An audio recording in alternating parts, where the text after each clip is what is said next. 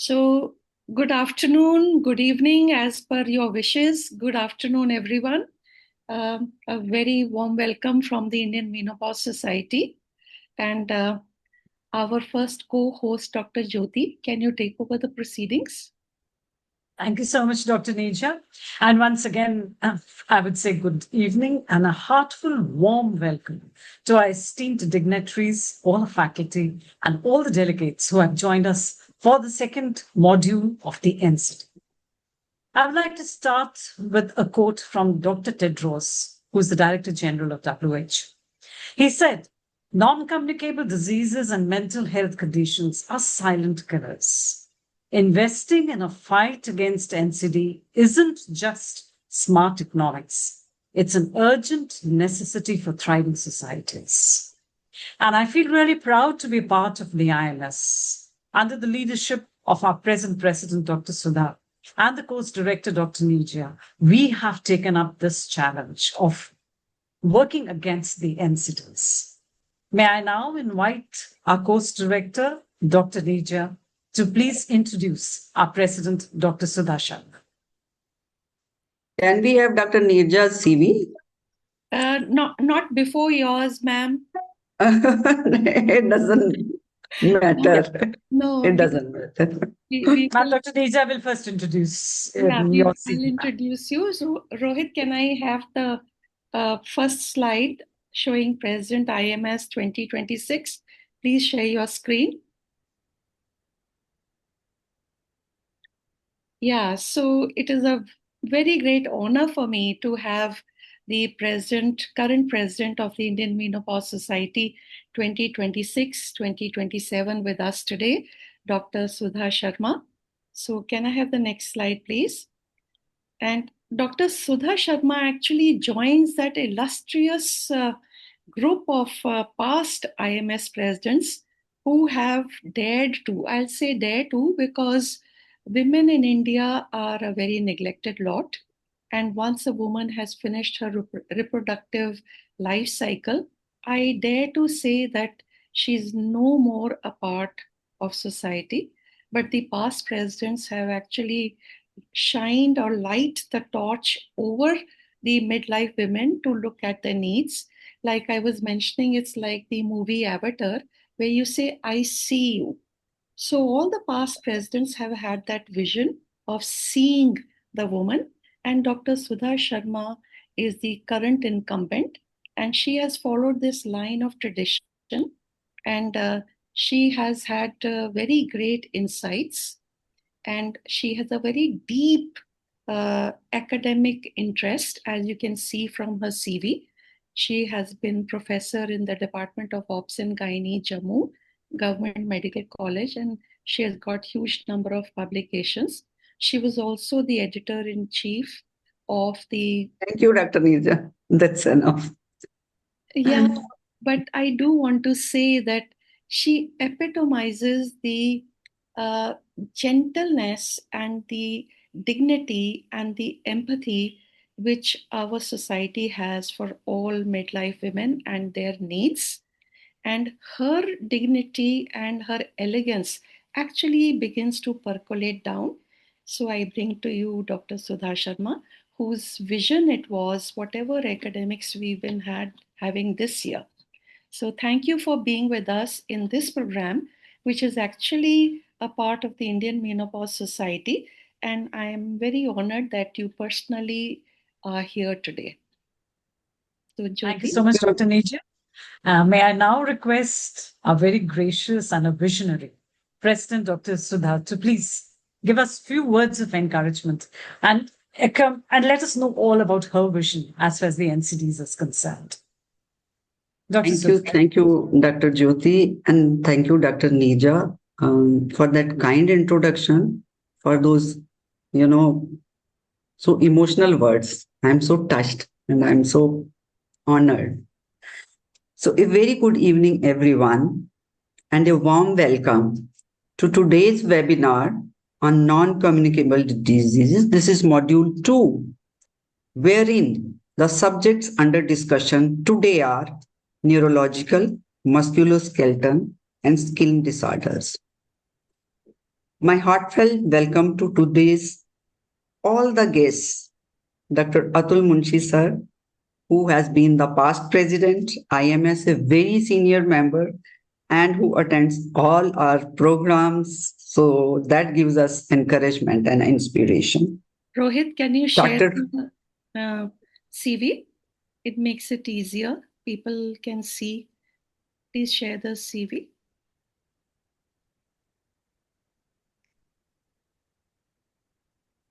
Yes. So he has been director at Munshi Group of Hospitals, Ahmedabad, Gujarat, India, presently also former professor and HOD at GCS and NHL Medical College, Ahmedabad. Okay. Thank you. Thank you.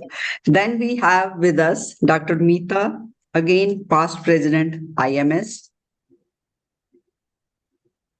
Dr. Meeta, we all know, is the director consultant, Menopause Tanveer Hospital, Hyderabad, OBGYN, and specialization in menopause, postmenopausal osteoporosis, PCOS, ultrasonography, and what to say, she has her heart and soul in this society. And very recently, she's taken out CPG guidelines 2026. Welcome, Dr. Meeta.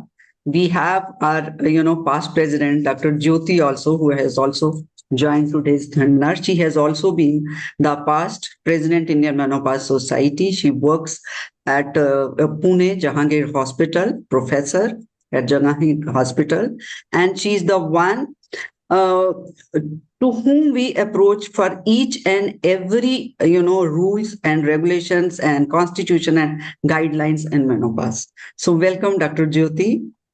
We have very eminent faculty today. Dr. Ray, I was afraid to pronounce her name, so I thought I must say it like this. Dr. Ray from PGI Chandigarh, Dr. Pradhan, rheumatologist, KIMS Bhubaneswar. We have Dr. Sandeep Dutt, orthopedician, PGIMS Chandigarh, and Dr. Tarun, who is the dermatologist from PGI Chandigarh. Our worthy chairpersons, Dr. Ranjana Khanna from Allahabad, who is President Allahabad Menopause Society, Dr. Savitri, who is President Madurai Menopause Society, Dr. Papa, President Pondicherry, Dr. Hina Popper, Rajkot, President Menopause Society. We all know the menopause transition offers a valuable window of opportunity to assess health risks, promote healthy lifestyle practices, and implement timely interventions that can improve both longevity and quality of life. As healthcare professionals, we have a vital responsibility to move beyond symptom management and embrace a holistic approach that addresses long-term health and well-being. So our society, as Indian Menopause Society, remains committed to advancing knowledge, promoting research, and empowering clinicians to deliver comprehensive menopause care. I am confident that today's deliberations by our distinguished faculty will provide valuable insights and practical guidance for integrating NCD prevention and management into routine clinical practice. Thank you, and my sincere appreciation for Dr. Nirja Chawla, who has been the founder chair digital education committee IMS, and she has done a lot of work in this committee. So thank you, Dr. Nirja, for creating these modules. After long discussions, we know that whatever Dr. Nirja does, she does it with dedication, with perfection, and she maintains the high standards. So thank you very much for that. I wish a great success to this module and this webinar. So let us continue working together towards our shared vision of enabling every woman to rediscover herself during and after menopause. That's the theme, through healthy, active, and disease-free aging. Thank you very much. Wishing you all a highly informative and enriching webinar. Thank you so much, Dr. Sudhaa. Your words and as well as the encouragement that you give us and the direction that you give us always tends to inspire each one of us to do better and better and better. Thank you so much for that. May I now invite Dr. Nirja, who's our course director, as well as the host of the NCD module, to please tell us more about the module that we're going to be doing today, introduce the IMS team members who are there with us today, as well as the chairpersons. Over to you, Dr. Nirja. Thank you, Dr. Jyoti. So, as we all know, ever since we have overcome maternal nutrition and infections, non-communicable diseases has become very, very important. Of course, India is a nation, is nations within a nation, because the kind of overtake that non-communicable diseases have done over the communicable varies from state to state. For example, Kerala has taken care of the infections and nutrition and is far ahead with non-communicable in terms of prevalence. But states like Bihar are still lagging behind. So India is nations within a nation as far as communicable and non-communicable diseases are concerned. But we are getting there. We are getting control over the maternal infections and nutritional aspects. And non-communicable diseases are a very, very important contributor to the mortalities. So therefore, this program, and now broadly speaking, you can have 11 NCDs, and we have compacted them into 7 because of time constraints. And we have, last time we had on cardiometabolic and diabetes. This module 2 comes with brain health and rheumatoid arthritis and chronic low backache and skin signs of systemic disease. For this, we have master faculty drawn from all over the country. We are very grateful for your time and efforts. None of the talks in these modules are by gynecologists, because we have invited the experts in that particular field from the country to take this talk. This in a way to empower our own gynecologists and our Menopause Society team members to be able to deal with that at, say, grassroots level. And therefore, we have, in many of our talks, we have things called alert lines. So those alert lines are to tell us, this is the point when you refer to the specialist. So before we go on, I would like to introduce to you my co-hosts. And this is the IMS team. Rohit, please play this. We will run through this.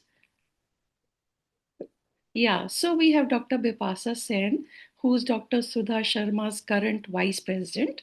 Next, she's from Kolkata. And we have Dr. Jyoti Jaiswal, who's from Raipur. She's the Secretary General of the Indian Menopause Society. Next. And we have Dr. Professor Hepsi, whom we call Hepsi for short. She's from Chennai. And she is the current Dr. Sudhaa. She's the treasurer, Indian Menopause Society. Would you like to continue with this, Dr. Sudhaa? Okay. So please move ahead. She is from Chennai and she is the, treasurer presently of Indian Menopause Society. And she is the one who is, along with Dr. Premlata, hosting zonal conference, next week, Chennai Menopause Society. Then we have Professor Sheila Mane, who is the joint treasurer of Indian Menopause Society. She is from Bangalore. And she is the ICOG chairperson 2026. Then we have Dr. Shubha Sethia, who is the joint secretary, Indian Menopause Society, and she has been the chairperson, Public Awareness Committee, Club 35 IMS, and she is from Jaipur. Next, please. Yes, then we have Dr. Ragini Agarwal. She was the Secretary General 25-26 and she is from Gurgaon. Next. And herein we have Dr. Anita Sharma, who has been immediate past president, Indian Menopause Society. And this is Dr. Nirja Chawla. One introduction more. She has been the director of Gynae Endoscopy Center, Chandigarh, pioneer endoscopic surgery in this region. She is the patron and founder president, Chandigarh Regional Menopause Society, founder chairperson, Digital Education Committee, IMS. And she has organized IMS Khan annual conference 2006, professional interest, menopause, obesity, healthy aging, and longevity. And she has multiple publications. She has co-authored Simplified Management on Menopausal Health Problems for Primary Care Physicians, manual by experts from SEER countries, APMF, IMA, NIN, JMH supplement, July 2022, and member expert committee and writing group. And she has, personal interest in film making, script writing, visionary, meditator, poet, aspiring, singer, and a very old friend of mine, Dr. Nirja, has been associated. This is for all the new members. She has been associated with IMS since long, when Dr. Urvashi was there, when Dr. Rama was there. Still there, in those times when we used to attend conferences together. And in 2006, way back in 20 years back, she has organized that. So welcome, Dr. Nirja, and thank you so much. Thank you, Dr. Sudhaa. Can we have the next slide, please?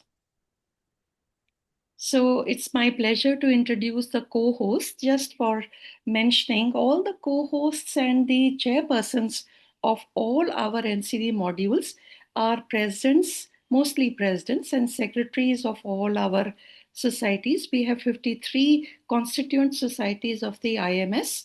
54. 54. I'm stand corrected. New one from Durg Vilay. I just inaugurated that. All right. So we have 54 societies and we have only 7 modules.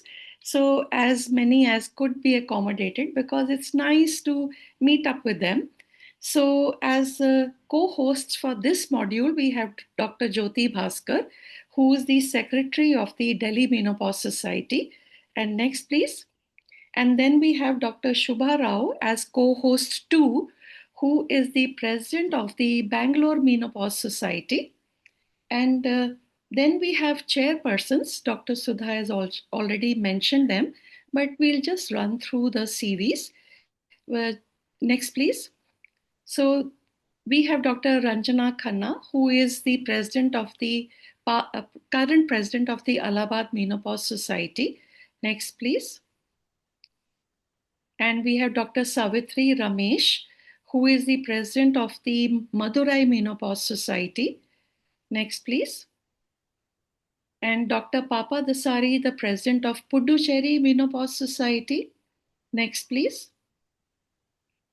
Dr. Hina Popat from Rajkot. So these are our faculty, the in-house faculty, and I hand over to my co-hosts to manage the rest. I think I'll have to take over. Yeah, thank you so much. And at the outset, I might just make a submission that I have just handed over as the president of the Bangalore Menopause Society to Dr. Tejavati. And Dr. Nirja has been at this program for so many months. She had contacted me long time back. So I'm here. Anyway, it doesn't matter, so Dr. Shubha. You are most welcome in any way.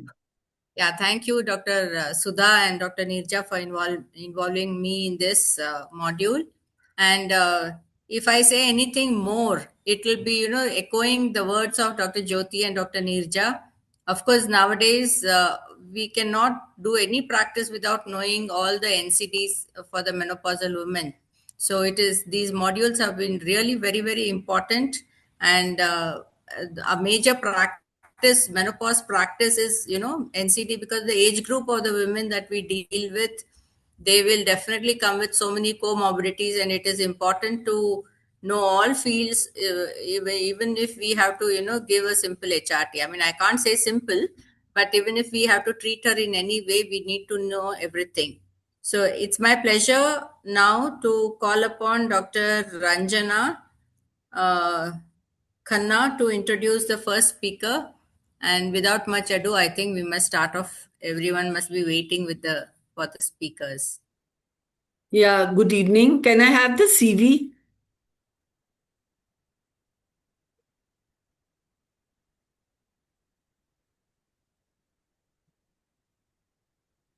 Sucharita. Yeah, Sucharita.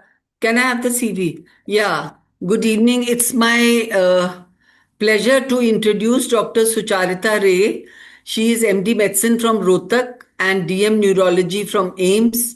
And she is postdoctoral fellowship in stroke and cardio and cerebrovascular disorders, AIMS New Delhi, international clinical fellowship and affiliated additional professor, Department of Neurology, PGI Medical Education and Research, Chandigarh, India. She's got a lot of academic accomplishments, MBBS gold medalist, postdoctoral fellowship in stroke, and international clinical fellowship. So, Dr. Sucharita Ray, you are welcome, and we are all waiting to listen to your talk. Thank you so much, ma'am. I'll just share my PowerPoint.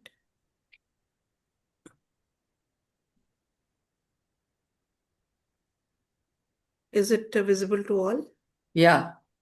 So at the outset, I would like to thank all the sponsors for a lovely introduction and all the esteemed panel here. It's amazing to listen to all of you, and especially to Nirja ma'am, who reached out to me to talk on this very important topic. I do understand that I am a neurologist, so like ma'am said, so please pardon if I'm becoming a little neurotechnical in my words, but we can always discuss, and I'll try to simplify some of the concepts that she has given me to elaborate upon.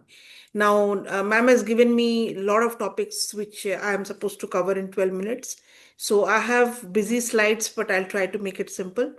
So to start with, there is this word called brain fog. And so right away, when we are here discussing technical aspects of memory loss with special context to women, and I know this is a webinar that is hosted by the Indian Menopause Society, it's very important to understand that we shall be talking about cognition as it affects women more than the men, but I'll be covering for both sexes as such.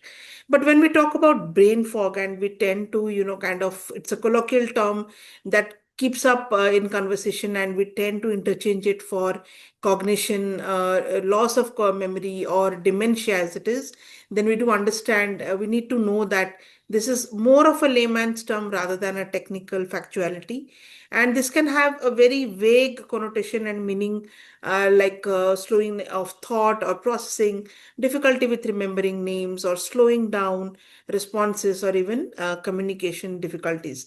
Now, some people use words like memory lapses, but it's important to know that not necessarily the lapses in memory or brain fog are ascribed to dementia, and there can be a host of other factors which we shall discuss, which can actually mimic them.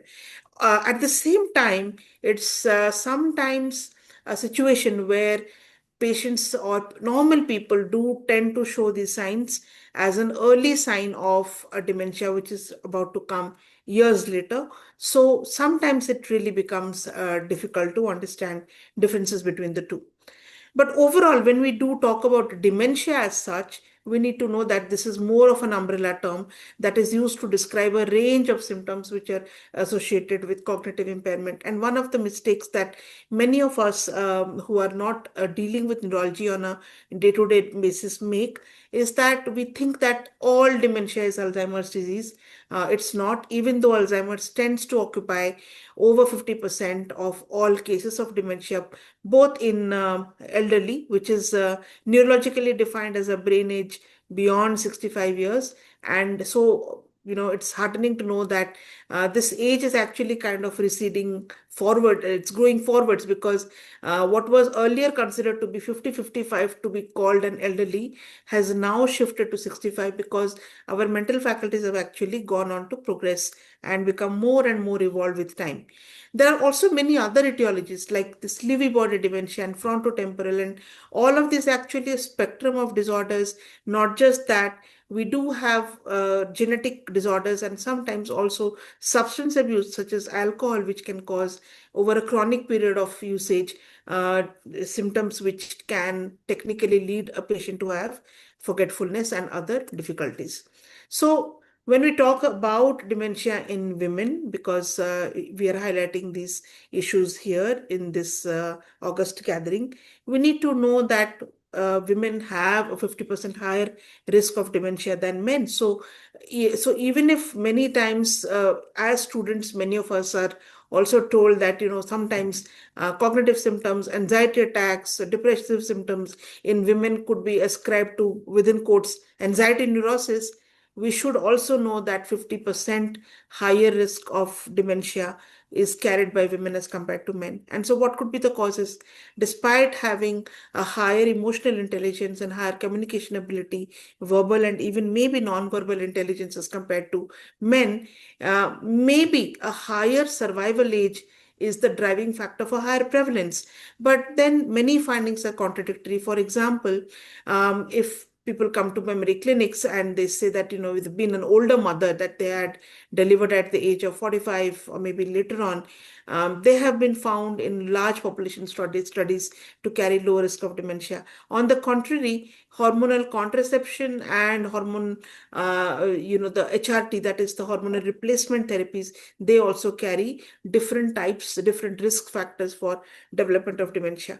One of these has been postulated to be a hyperestrogen exposure, which overall stimulates the brain cells to get rid of this amyloid beta, which is the main factor that is responsible for pathogenesis of Alzheimer's disease. So it is postulated that more estrogen receptors in the brain may cause a better removal of these pathogenic substances and cause a reduced risk of dementia. At the same time, hyperestrogenic states like PCOD and endometriosis can increase risk of dementia. So all of these are extremely complicated factors, and we are still researching as to what is the higher risk factor and trying to really take it down to the nitty-gritties to find out the real causal relation.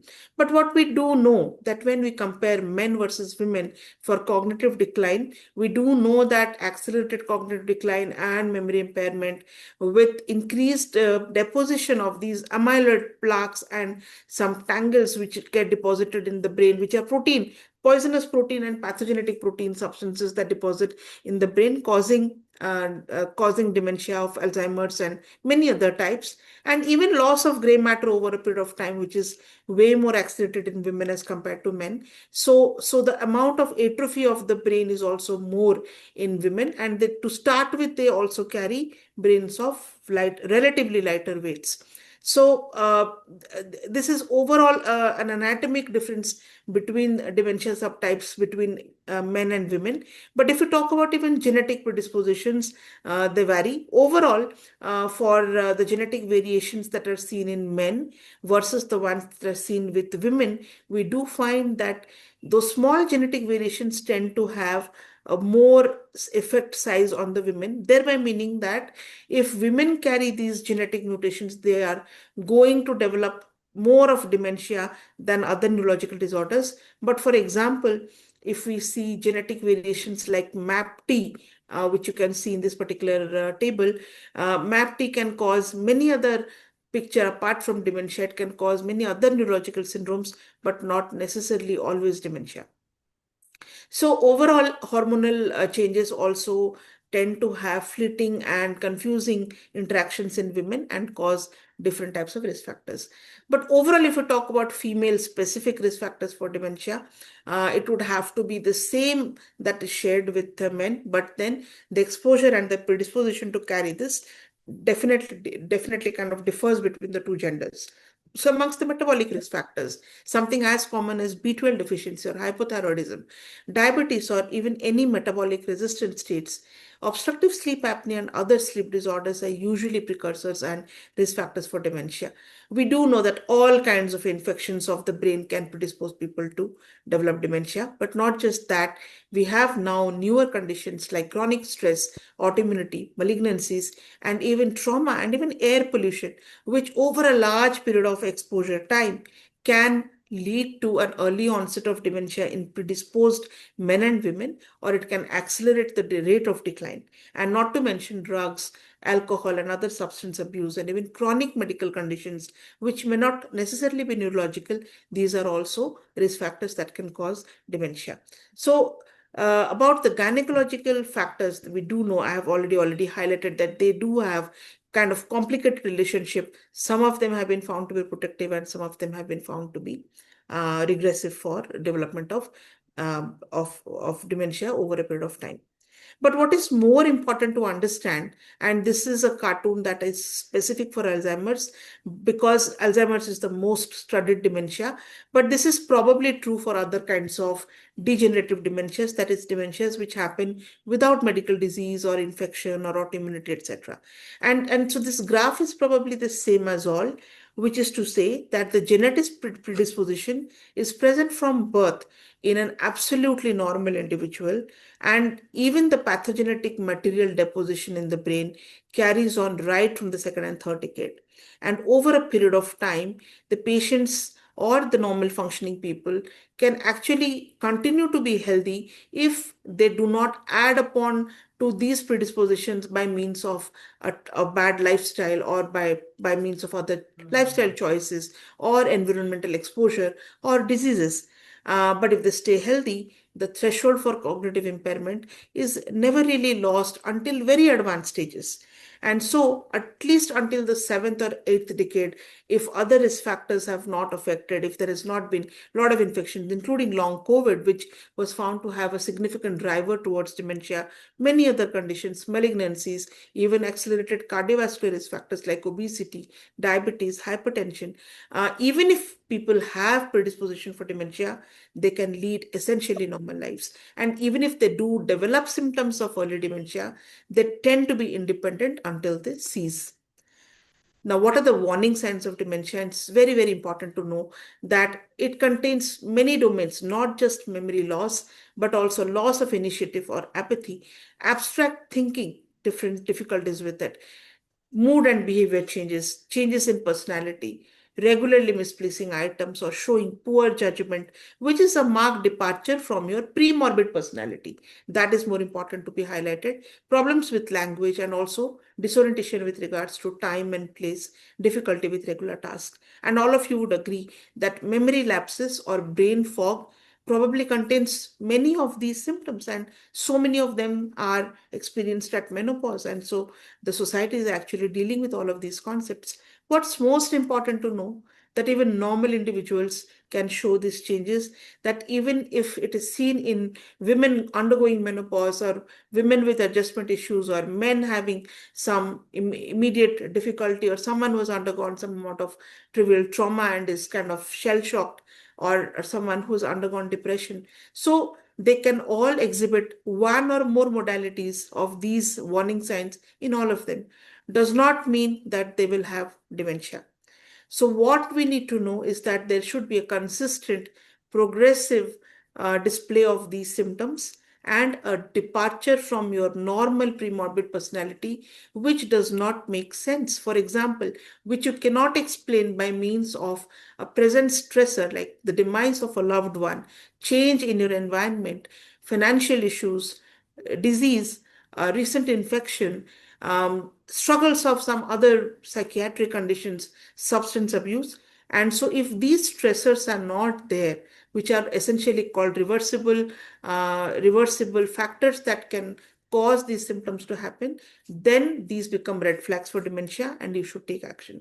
So it's always a good question to ask in the clinic whether there is a stressor that is, or whether there is a basic substrate which can explain these symptoms. And many of the patients do not really come up until we ask them, and whether these changes or these complaints that are being told to us or communicated to us by the patients represent a marked departure from their previous personalities.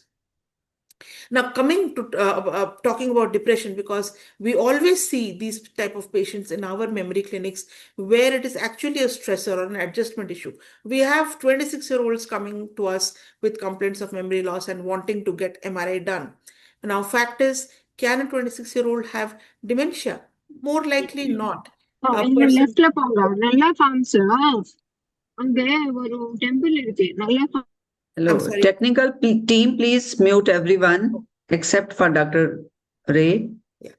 So patients who really have depression may exhibit all of these symptoms, and one very easy way to do it is because a patient who has dementia and someone who has depression, which is otherwise called pseudo-dementia, and to give them a task to perform, a dementia patient is likely to perform the task and fail at it.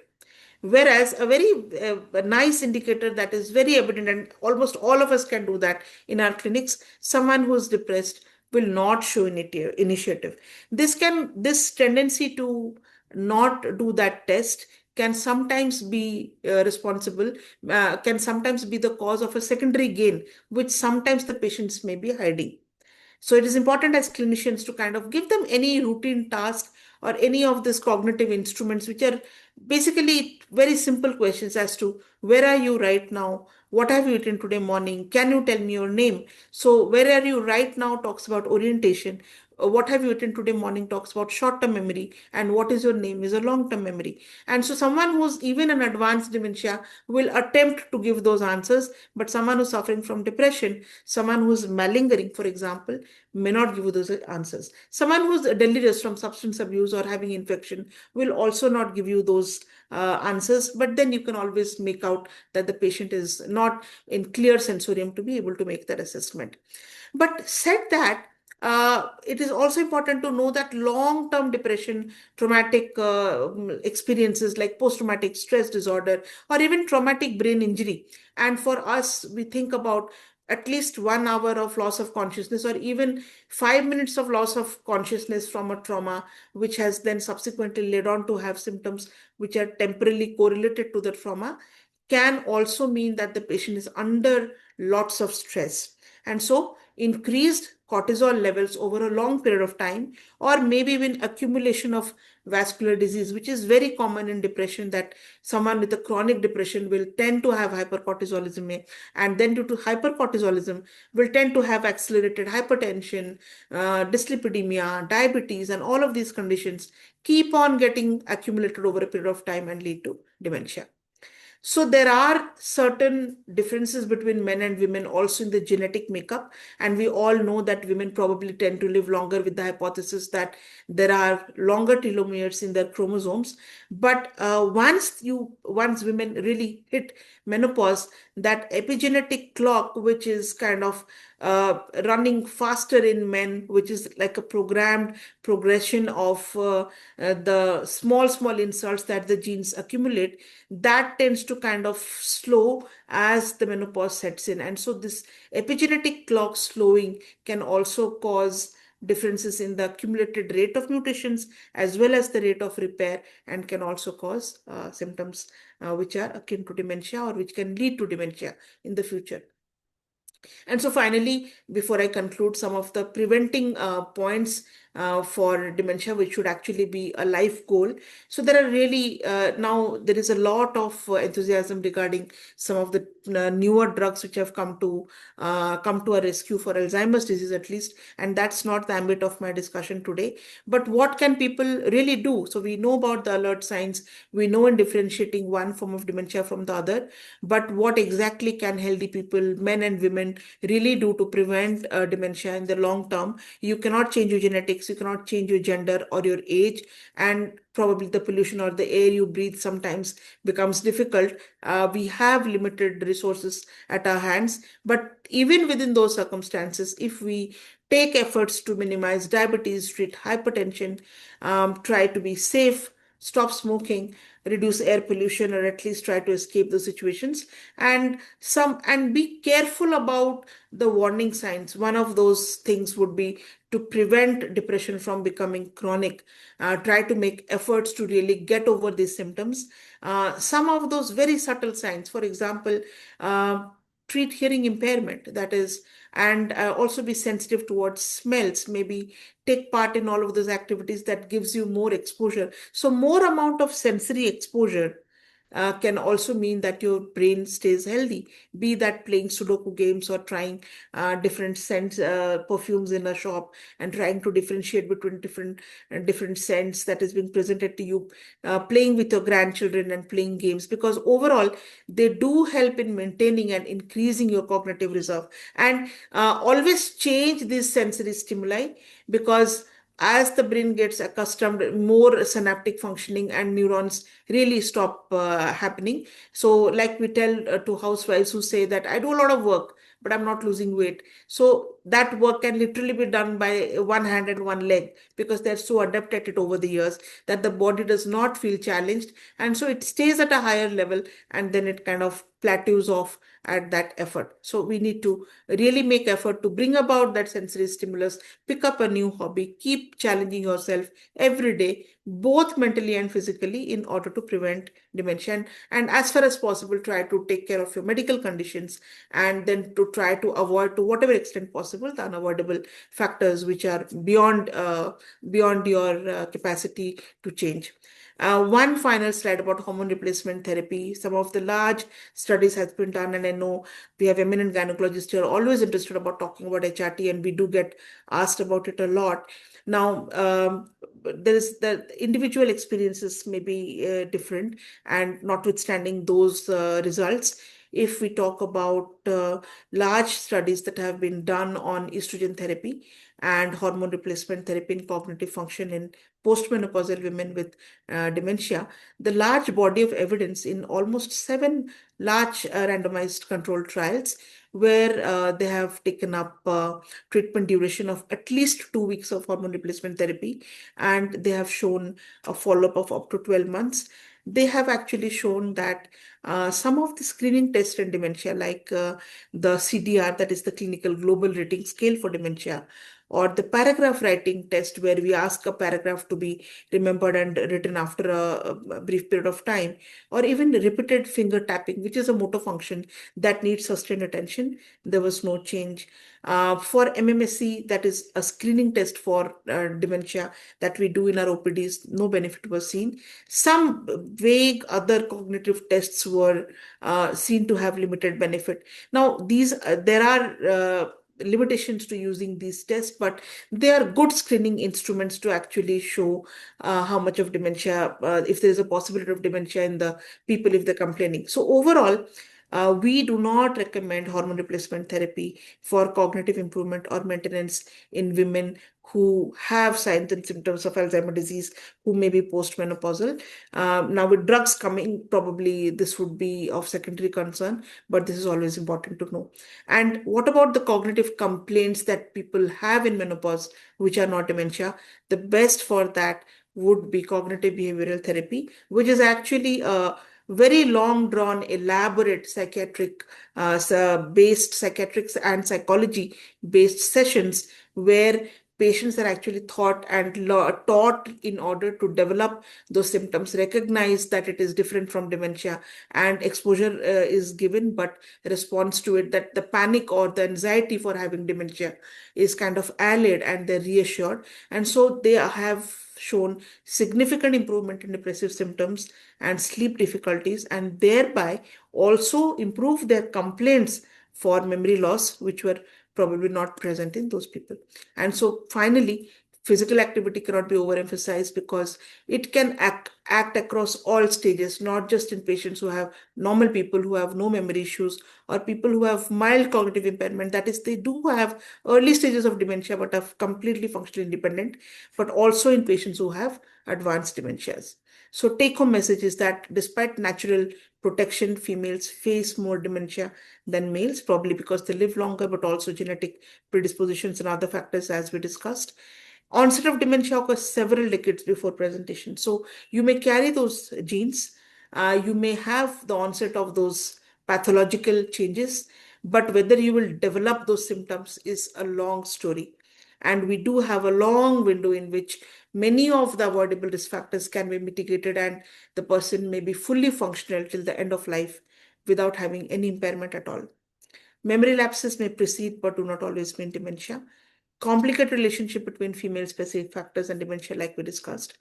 And most importantly, not every cognitive symptom in females is dementia, but it is important to listen to red flags and refer them when you feel they might have a risk for the same. Thank you so much for your patient hearing.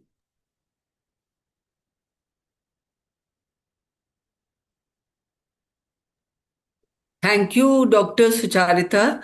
That was a wonderful presentation. And I just had some queries.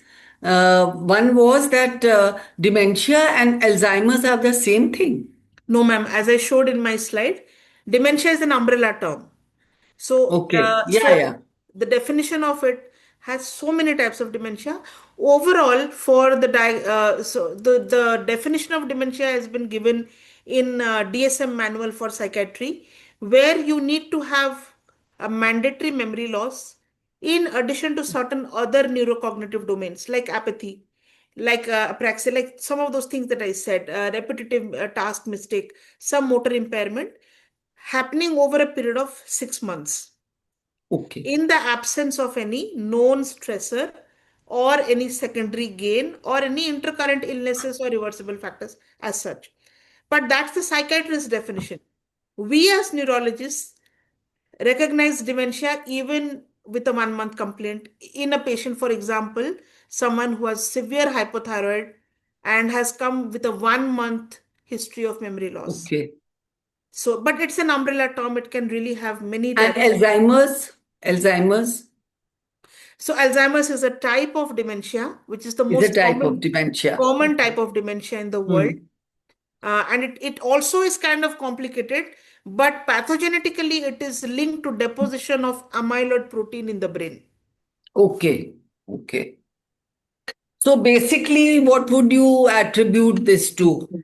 I mean, would you attribute all these dementia and all to atherosclerotic changes or estrogens? Ma'am, so that's a very interesting question. When we see dementias in our clinic, our first step is to diagnose what kind of dementia it is.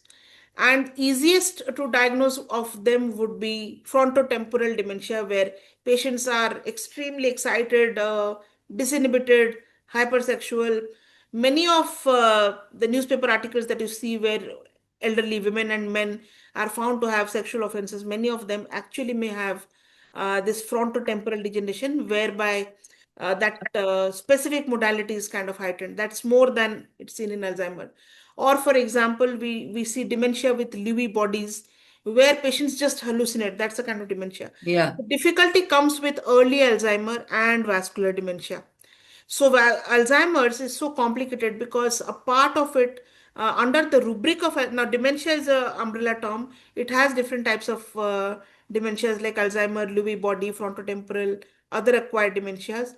And amongst Alzheimer is now being recognized as a spectrum or another rubric that contains amyloid deposition in the blood vessels, which can also cause strokes, and amyloid deposition in the brain parenchyma, which just leads to forgetfulness. So it encompasses both vascular and non-vascular causes. So, any role of low dose aspirin? So, ma'am, Started early. So, ma'am, aspirin for would be to prevent vascular changes. Yeah. And it will not. Vasodilatation, so atherosclerotic sclerosis wouldn't be that effective. So, ma'am, actually, there is no rationale for giving antiplatelets in dementia unless you have accelerated vascular changes. In fact, one of the subtypes of Alzheimer and probably stroke called cerebral amyloid angiopathy, that's something that I am working on. They don't tolerate aspirin. The moment you give aspirin, they will start bleeding in the brain. No. What I meant was that as a preventive measure, early on. No, there is no rationale. There's no role. It is more important to prevent hypertension from building up, maintaining Okay. healthy physical activity, preventing B12 deficiency, because Okay. B12 deficiency can cause Yeah. memory loss. That is because of the neurological aspect. Yeah. Thank you so much. That was wonderful. Thank you so much, ma'am. Thank you, Dr. Dr. Ray. I'm not sure if there are any questions in the chat box which have to be taken. But yes, that indeed was an eye opener. I just wanted to ask whether there are any screening tests or any questionnaires which, a gynecologist could have in the outpatient department, because the patient, menopausal woman, would be the first contact to the gynecologist. So to screen and then to refer, are there any tests online? Ma'am, so there are many short forms and long forms. So this MMSC that I told for MMSC is mini mental state examination. Now that itself has 30 points, and we have Yeah. the MMSC Hindi version, and we also have the MMSC for illiterates that is there. But ma'am, like I said, that actually kind of sometimes overlooks many modalities, because as we discussed, dementia is not just about memory loss. Sometimes patients are performing 30 on 30, but they do have issues with the memory. What I will say is, if patients come to you with a complaint of memory loss, three questions: whether they have an antecedent stressor, whatever it is, whether it is illness, whether it is adjustment, depression, any of those symptoms, whether these memory issues are causing a significant departure from their pre-morbid personality, and it may or may not affect their lifestyle. They may still be independent, and if possible, an MMSC. The thing is, with MMSC, if we have someone who's educated up to 5th or 6th, completely okay, will still score 15 out of 30. Will end up being diagnosed as probable dementia, but will come to the clinic and then you realize.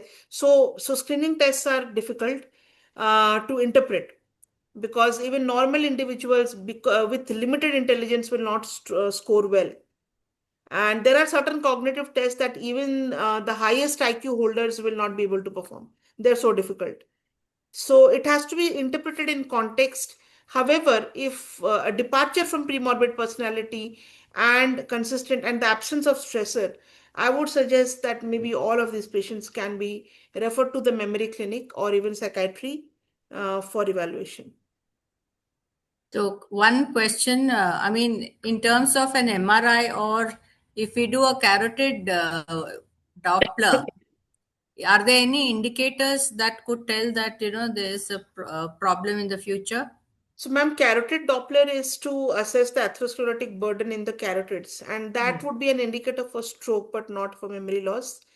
Coming to MRI, by the time MRI starts showing changes, patient is already in irreversible form. And if you go by the latest guidelines of Alzheimer's disease, MRI is found to be pathology non-specific. That is, the same MRI appearance will come for all types of dementias. So it will show you that the patient has advanced dementia, but it will completely not be able to pick up patients where we can actually give the drug for Alzheimer's, for example, or even pick up early dementias where they can be reversed. It may be completely normal then. Yeah, thank you, Dr. Ray, for that enlightening talk. It indeed has given us a lot of take-home messages to put into practice in our practices, so that we recognize, things early and refer our patients accordingly to a specialist like you in time. Thank you. Thank you, sir. May I now call upon Dr. Savitri Ramesh to introduce Dr. Prasanta Pradhan for his next talk, please. Evening team IMS and Dr. Nirja Chawla. The next speaker is Dr. Prasanta Pradhan. Is a clinical immunologist and rheumatologist, professor and head at KIMS Hospital, KIT, University, Bhubaneswar. He's trained in CMC Vellore in 2006 to 2008. He's got more than 100 publications. His research areas are reactive arthritis, connective tissue disease, associated interstitial lung disease, obstructive sleep apnea, and rheumatic diseases. He has held many special positions. One is executive editor in IJR. His interests are reading, traveling, and golf. His topic is rheumatoid arthritis gout. Please, sir, you can talk now. Thank you, madam, for the kind introduction. And at the outset, I'd like to thank the organizer, the Indian Menopause Society, for giving me this opportunity to share some of my thoughts in these regards in rheumatoid arthritis and some aspects of gout. And hope my voice is clear and my slides are visible. Yes, sir. Yeah. And I would like to You give a have to do it special, on slideshow, sir. yes. And my special thanks to Nirja madam, who has especially given me this opportunity and contacted me repeatedly how to like go about this presentation. So thank you once again. And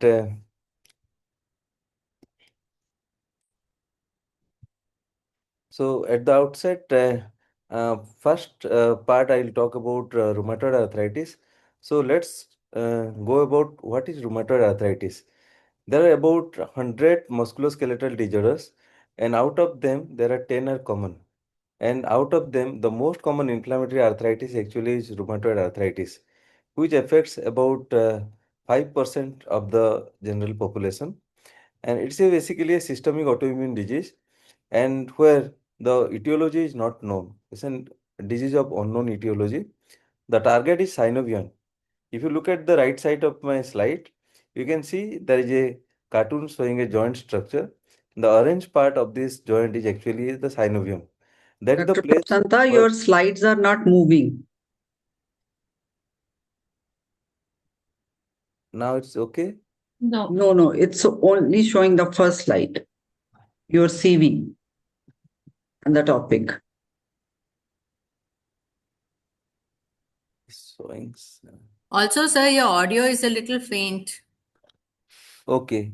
Audio is all right, but the slides are not moving. Yes. Yeah. You have to go on to slide share. No. Continue to share. Yes. Just It's check showing, whether your slide is moving. Next slide. one thing is showing that your sharing is paused.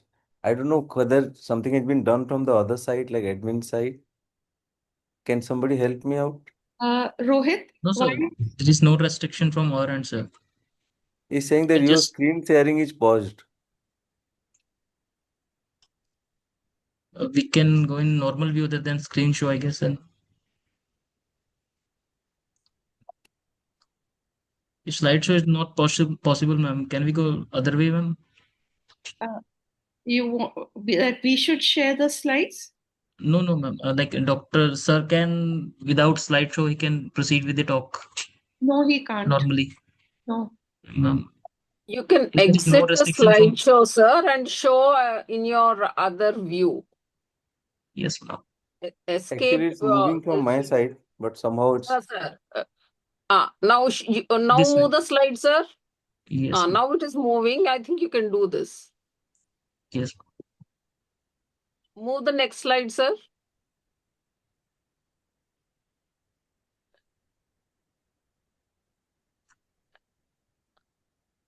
Put it on slideshow mode. It is not a slideshow mode. Next slide, sir. Yeah. I'm just. It's showing that your screen is sharing is paused. No, sir. What you do is you go out and put the other way of sharing only. We don't mind if it is not in slide share. Okay, fine. Because those slides were moving.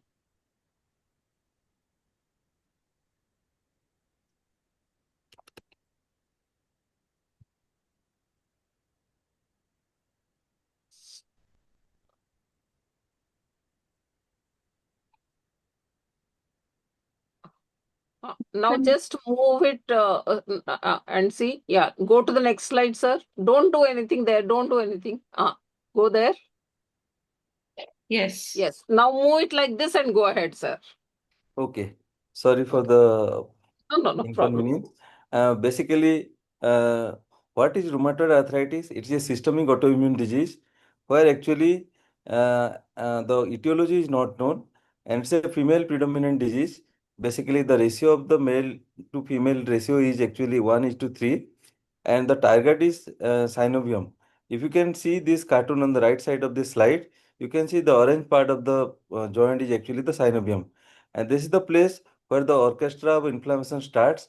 And if the inflammation is not controlled, it extends beyond the synovial tissue, and it can cause extra synovial sites like pulmonary, the lung involvement. There could be eye involvement. There could be involvement of the other organ system if it is not controlled well.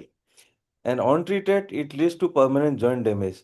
So rheumatoid arthritis will not be any significant disease unless it is associated with your deformities. And the standardized mortality rate for rheumatoid arthritis is 1.5, meaning the patients with rheumatoid arthritis are at risk of 50% higher mortality compared to the general population or normal population compared to their age and sex. So how to diagnose rheumatoid arthritis early? Basically, the onset of rheumatoid arthritis is slow. It's an insidious onset typically. However, it can rarely start as a palindromic attack. Palindromic meaning the attacks are like in a sequence that every time the sequence is same.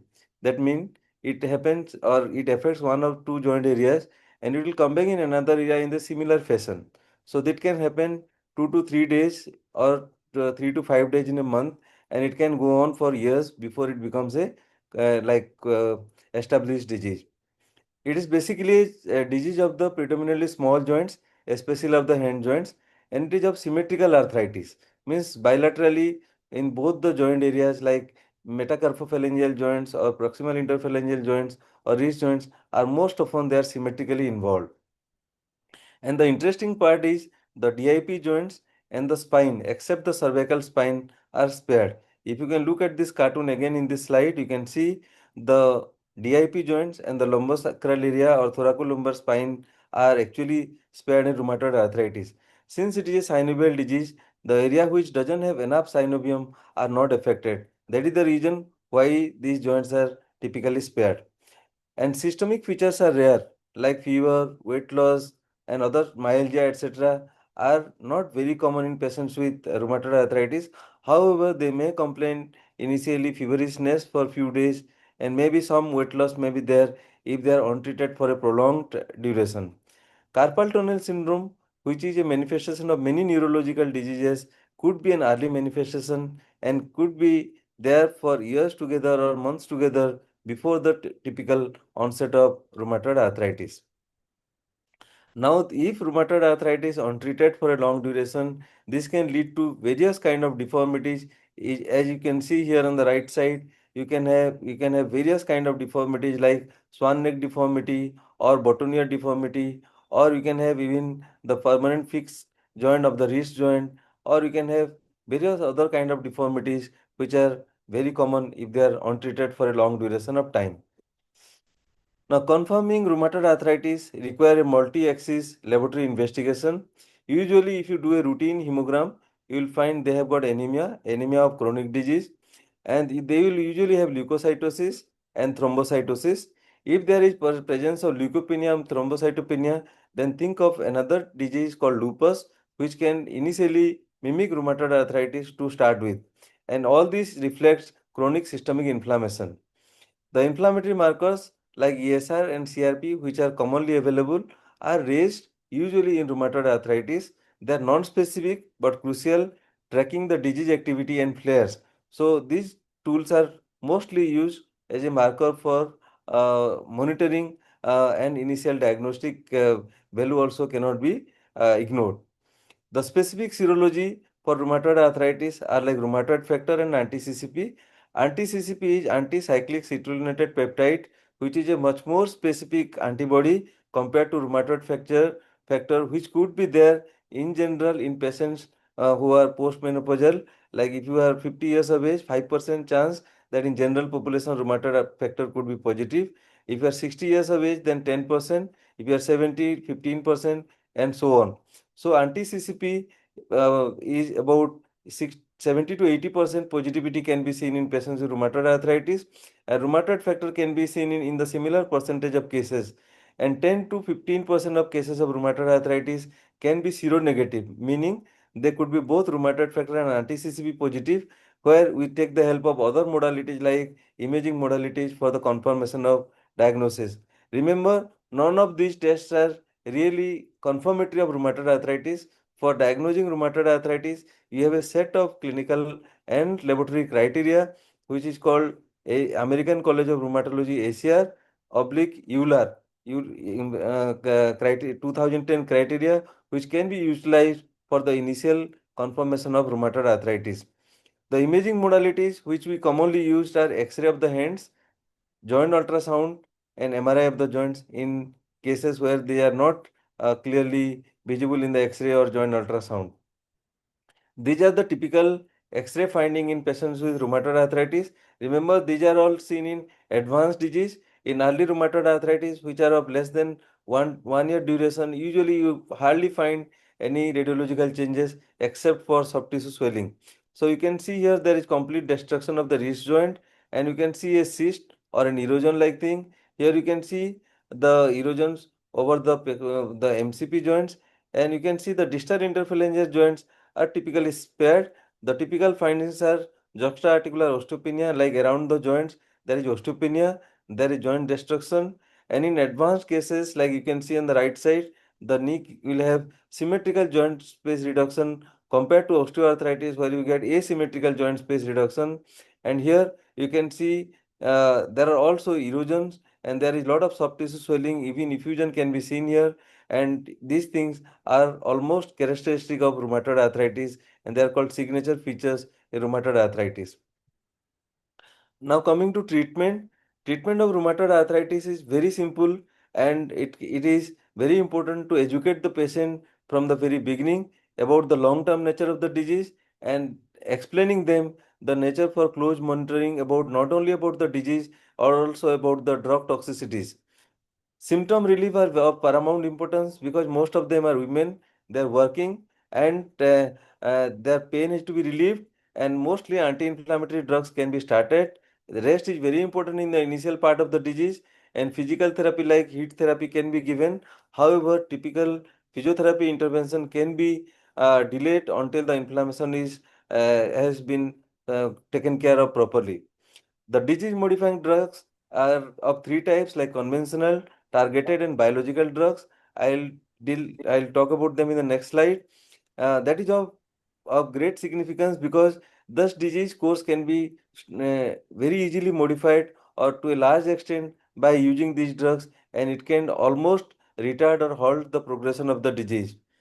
Local therapy like intra-articular corticosteroids can give a significantly prompt relief and allow them to come back to their routine work rapidly. Sometimes you can use splints to prevent deformities, and joint replacements are required in advanced cases of rheumatoid arthritis, as I showed in my previous slide, where the knee joints are completely destroyed. Here, no amount of immunosuppression or immunomodulator can actually modify the course of the disease. Coming to diet has got very little role. However, it has been seen in various trials that Mediterranean diet is found to be beneficial, meaning a diet rich in prebiotic, probiotic are very important in maintaining the immune system in a more balanced way. Hence, they could be beneficial. And calcium-rich diet is important because they simultaneously tend to develop more osteoporosis, which is very common in patients in post-menopausal women, and it is important that their diet should be rich in calcium. Coming to disease modifying anti-rheumatoid drugs, they are the cornerstone of therapy in patients with rheumatoid arthritis. The key drug is methotrexate, which is given orally or subcutaneously once a week, about 7.5 to 25 milligram per week, monitoring the counts, liver function, kidney function, etc., along with supplementation with folic acid to reduce methotrexate toxicity. If this drug alone is not enough, then we have drugs like hydroxychloroquine, which is given in the dose of 200 to 400 milligram per day, or sulfasalazine, or leflunomide, which can be added. If these drugs are not very useful, then after ruling out latent tuberculosis and other hepatitis B and C screening, you can start a drug like small molecule that are called JAK inhibitors like tofacitinib and upadacitinib. These drugs are very powerful, very effective. At the same time, their toxicity levels are higher. One should screen them appropriately for any underlying infection, including in tuberculosis, before starting this drug. And these drugs are not safe in patients with increased risk of cardiovascular death in patients who are more than 60 years of age. And there is a black box warning for using this drug in elderly. Biologics drugs are drugs which are injectable. They are procured from the or they are synthesized in a biological system. That's why they are called biologics.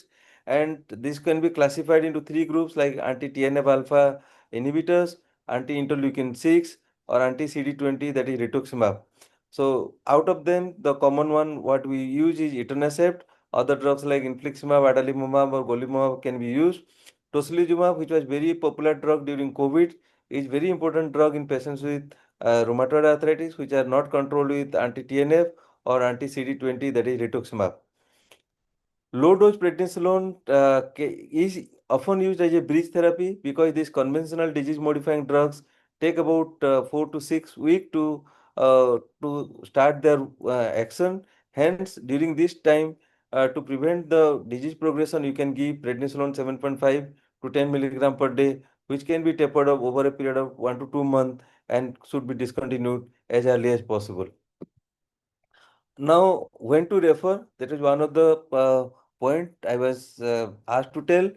Any patients with chronic arthritis, either monoarthritis, oligoarthritis, or polyarthritis, meaning any arthritis of more than 3-month duration, must be investigated thoroughly to rule out rheumatoid arthritis. Any arthritis which is unresponsive to conventional drugs like NSAIDs or short courses of steroid, or there are newer additive symptoms, then one must refer these patients to appropriate specialists to prevent disease progression. Any arthritis with raised ESR and CRP, because osteoarthritis is a much more commoner disease than rheumatoid arthritis, then in those patients, if you have got persistently high ESR and C-reactive protein and they are unresponsive to NSAIDs and their symptoms are much more severe, then one must uh, refer to them. And if there is existing flare and drug toxicity, obviously one has to refer to the specialist. Now, how to treat the flare? First of all, you have to check the compliance because rheumatoid is a chronic disease. It needs lifelong treatment, and just check the compliance. You have to give intraarticular steroids. Short course of systemic steroids can be given to take care of the flare. Then change or add a new disease modifying drug and avoid drug tapering in future. There is a tendency for many of us to taper down the therapy in most of the diseases once they are controlled. But it is important to take care of them, not to taper this drug even if they are in well control. That is very important part in patients with rheumatoid arthritis. Now coming to my next topic, it is gout or gouty arthritis. This is a short presentation. What is gout? Gout is called disease of kings and king of diseases. Traditionally, it was a disease of the wealthy people where they used to eat most of the non-vegetarian diet and indulge in taking alcohol and etc. And king of diseases, meaning it's a very painful disease. It has been described even movement of little bit of air around the joint can precipitate pain. Compared to rheumatoid arthritis, is a male dominant disease. Female do not get gout before menopause because of the estrogen, and it is often a part of metabolic syndrome. I always say that gout is just a manifestation of metabolic syndrome. They usually have diabetes, hypertension, dyslipidemia, obesity, and obstructive sleep apnea, which can also worsen dementia, as my previous speaker, madam, mentioned. Hyperuricemia is often a feature, meaning the uric acid level is more than 6 in women, more than 7 in male, and monosodium urate crystal demonstration in joint fluid is characteristic. You can see the typical needle-shaped crystal, which can be seen in the light microscopy, but a polarized microscopy is better. Dietary modification is key approach, unlike rheumatoid arthritis, where the diet doesn't play a very important role. Here, diet plays a very important role. A secondary gout is often due to hematological condition, all in patients with renal failure, which can be seen at any age. So that is of paramount importance to understand gout is also a common disease. And the diagnosis of gout is basically a typical first MTP joint or metatarsophalangeal joint arthritis is characteristic. It is called podagra. Hyperuricemia is present, but sometime in acute phase, uric acid level could be normal. The diagnostic test is you have to demonstrate crystal by microscopy. An X-ray and ultrasound findings could be typical. You can see the typical red bite-like erosion in patient in first metatarsophalangeal joint, which is very characteristic of gout. There is new imaging modality like DECT, dual energy CT, which can demonstrate the presence of tophi in and around joint, and which is a very interesting or imaging modality which is newly been described. So how to treat? Control inflammation with steroids, short course. You can give colchicine, it's an age-old drug, but the side effects are many, so you have to use for a short duration, which is contraindication in renal failure and heart failure. NSAIDs can be used, but take care if they are having renal failure or renal dysfunction, you should not use them. Instead of heat application, which is given in patients with rheumatoid arthritis for pain relief, here heat application or hot water application can worsen the pain. Ice application is better because this can keep the inflammation at a lower level. Control of hyperuricemia, we have got two drugs, febuxostat and allopurinol. Allopurinol is an older drug, but because of various toxicity like liver toxicity and various kind of skin rashes, including Steven-Johnson syndrome and unpredictable side effects, we are not using it often. Febuxostat is much more commonly used. One can start with 40 to 80 milligram per day and titrate to a target uric acid level of less than 6 in male, less than 5 in women. Coming to dietary modification is the foundational approach in gout management. The drugs, the diet which can reduce the attacks of gout are like high hydration. We encourage them to take water at least 2 to 3 liters per day. Vitamin C rich diet, dairy products, they are actually favorable in gout.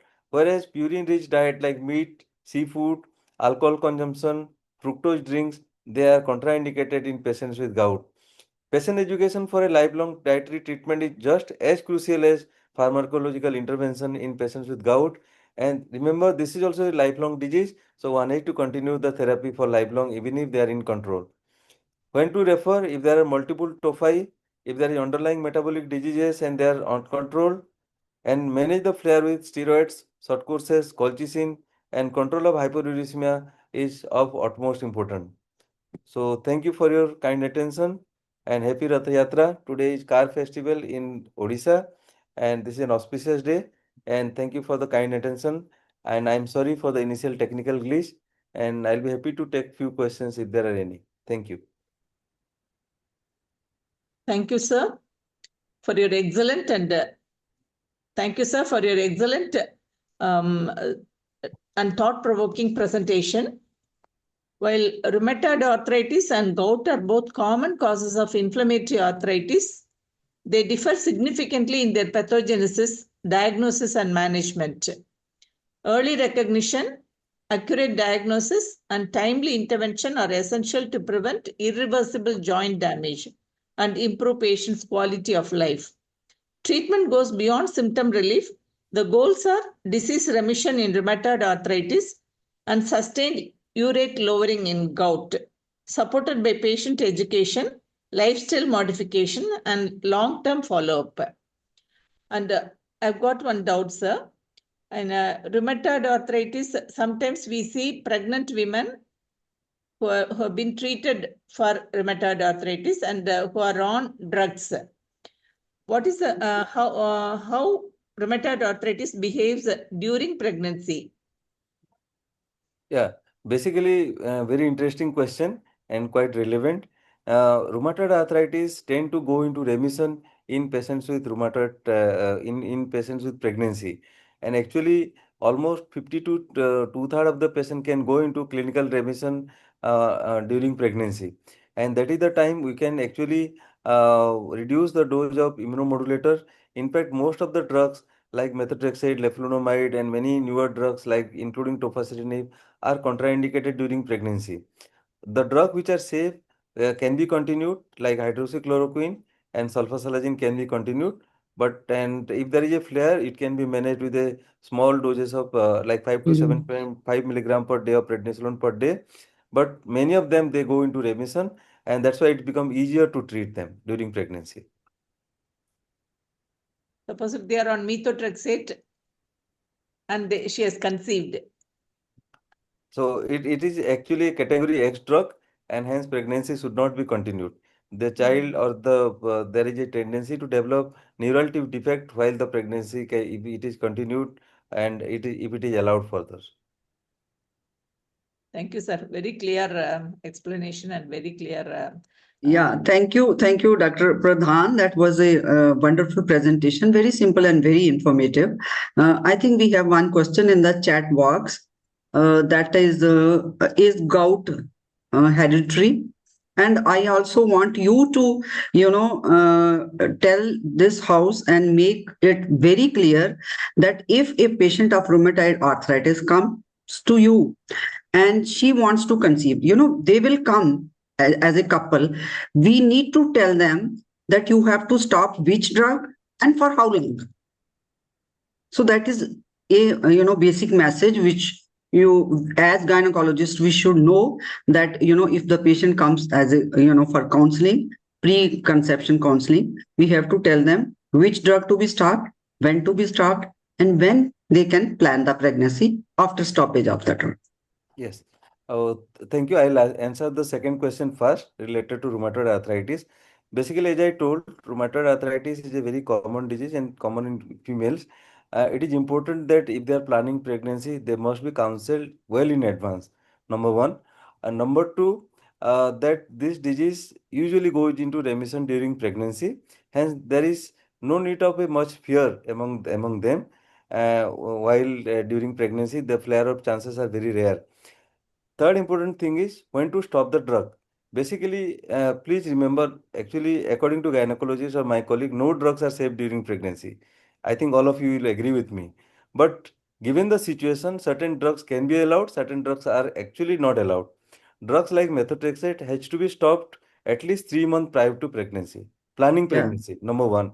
Number two, drugs like leflunomide, they stage in the blood and there is a chance of like enterohepatic circulation, and has to be stopped at least a year before. Yes. And if you are planning a pregnancy in between, or if you are in a hurry, then you have to actually give them a washout therapy, that is cholestyramine. So that has to be done. And in fact, in patients who are planning a future pregnancy, mostly we do not start them on leflunomide. That is one. Then drug like tofacitinib has to be stopped at least a month before pregnancy. Drugs which are safe are azathioprine, hydroxychloroquine, sulfasalazine. Even the biologic drugs like TNF inhibitors like etanercept are considered to be safe, but that should be avoided as much as possible. Even non-steroidal anti-inflammatory drugs should not be continued and should be discontinued. And paracetamol or simple analgesic can be given. And drugs like rituximab also should be reserved only when you are all actually against the wall, or you definitely have to use. So the drugs which are safe are like hydroxychloroquine, sulfasalazine, azathioprine. Low dose of corticosteroid up to 5 to 7.5 milligram can be continued throughout pregnancy without a problem. Thank you. That was a very clear message. And the second question, which is in the chat box, yes, is all about gout. Is it hereditary? Basically, gout runs in families, not with a proper genetic like inheritance. There is no dominant or recessive mode of transmission. It's like not a completely heritable disease. But what is important is it can run in families, because gout is found to be due to mutation in the urotransporter 1 gene, which actually is important for transporting uric acid across the tubule, and that can run in families. And as metabolic syndromes are also common in families, that also could be running in families, but this is not a heritable disease, one should remember. Yeah, Dr. Sudhaa, can I ask a question? Please, Dr. Meeta. So thank you, Dr. Prashanta, for a very nice presentation. The question is, we have this now new entity, which is not yet totally classified, but skeletal-muscular syndrome of menopause. And we find a lot of women in this age group, between 40 to 50, who come with new onset joint pains, muscle pain, body pains. And we find a lot of rheumatologists, and a lot of diagnosis of RA, without RA positive, RA negative arthritis, they say, and sometimes the anti-CCP may or may not be positive. And so that leaves me wondering all the time, how do you diagnose this new onset arthritis at menopause, very clearly from rheumatoid disease and not a rheumatoid disease, and it's a passing phase, which happens during menopause. Yes, absolutely. This is very important and very interesting to understand the musculoskeletal disorders in the post-menopausal phase. Yes. Certain diseases, apart from rheumatoid arthritis, which could be common at this age group, are like primary Sjogren's, osteoporosis, then people developing sarcopenia at this age because of lack of physical activity. All these things are much more commoner than a seronegative rheumatoid arthritis. I always say that seronegative rheumatoid arthritis is junk diagnosis because it cannot be a situation that we have got both RF anti-CCP negative and somebody is receiving these drugs, because these drugs are not safe at I all know. from my Truly. perspective. And it is important that these patients should be screened for common musculoskeletal disorders like vitamin D deficiency, osteoporosis. There could be degenerative disease, which are very common because comorbidities like diabetes, your obesity, sleep apnea are often associated with other musculoskeletal pain. Sometimes there are also like if you are on multiple drugs, like if somebody is on statin for, let's say, for dyslipidemia, that itself can cause myalgia, arthralgia. Let's say some of the patients who had COVID had a long COVID symptoms, like they had myalgia, arthralgia, back pain, neck pain going on for quite long time. So let us not level each and every patient with RF and anti-CCP negative as seronegative RA and treat them. It is important to address them as an individual entity and try to evaluate the commoner cause at this age rather than going into a kind of a diagnosis and treat them indefinitely. I think that's beautiful, because we find a lot of these diagnoses coming in and we are at a loss and they'll be on so many drugs. So that if we have time, one quick question. Please. So if you can please, give us in a nutshell, how would you diagnose RA? The clinical symptoms and what do we look for? So we know at least, this lady is not suffering from that, and then we start looking for other things. Because they can't be diagnosis from the rheumatologist. So, it's sometimes really worrying. Yeah. I think it's very clear, madam. Like rheumatoid arthritis, like diagnosis is very, very simple. It is like somebody will never miss a sunrise. Can you miss it? It's not like you will miss a sunrise. Like suppose somebody has got, many of us got joint pain. Joint pain is such a common symptoms. And it is not unusual to have arthralgia for a long time. But if somebody is developing rheumatoid arthritis, they will definitely have a disturbance in their activities of daily living. I always say that. Do you sleep in night well? If they are not sleeping well, then that is the onset of rheumatoid arthritis. Then their pain is very strong in the early morning. There is stiffness, which will not allow them to like even say like brushing their teeth, making a kind of getting a glass of water, or even prepare the morning tea, etc.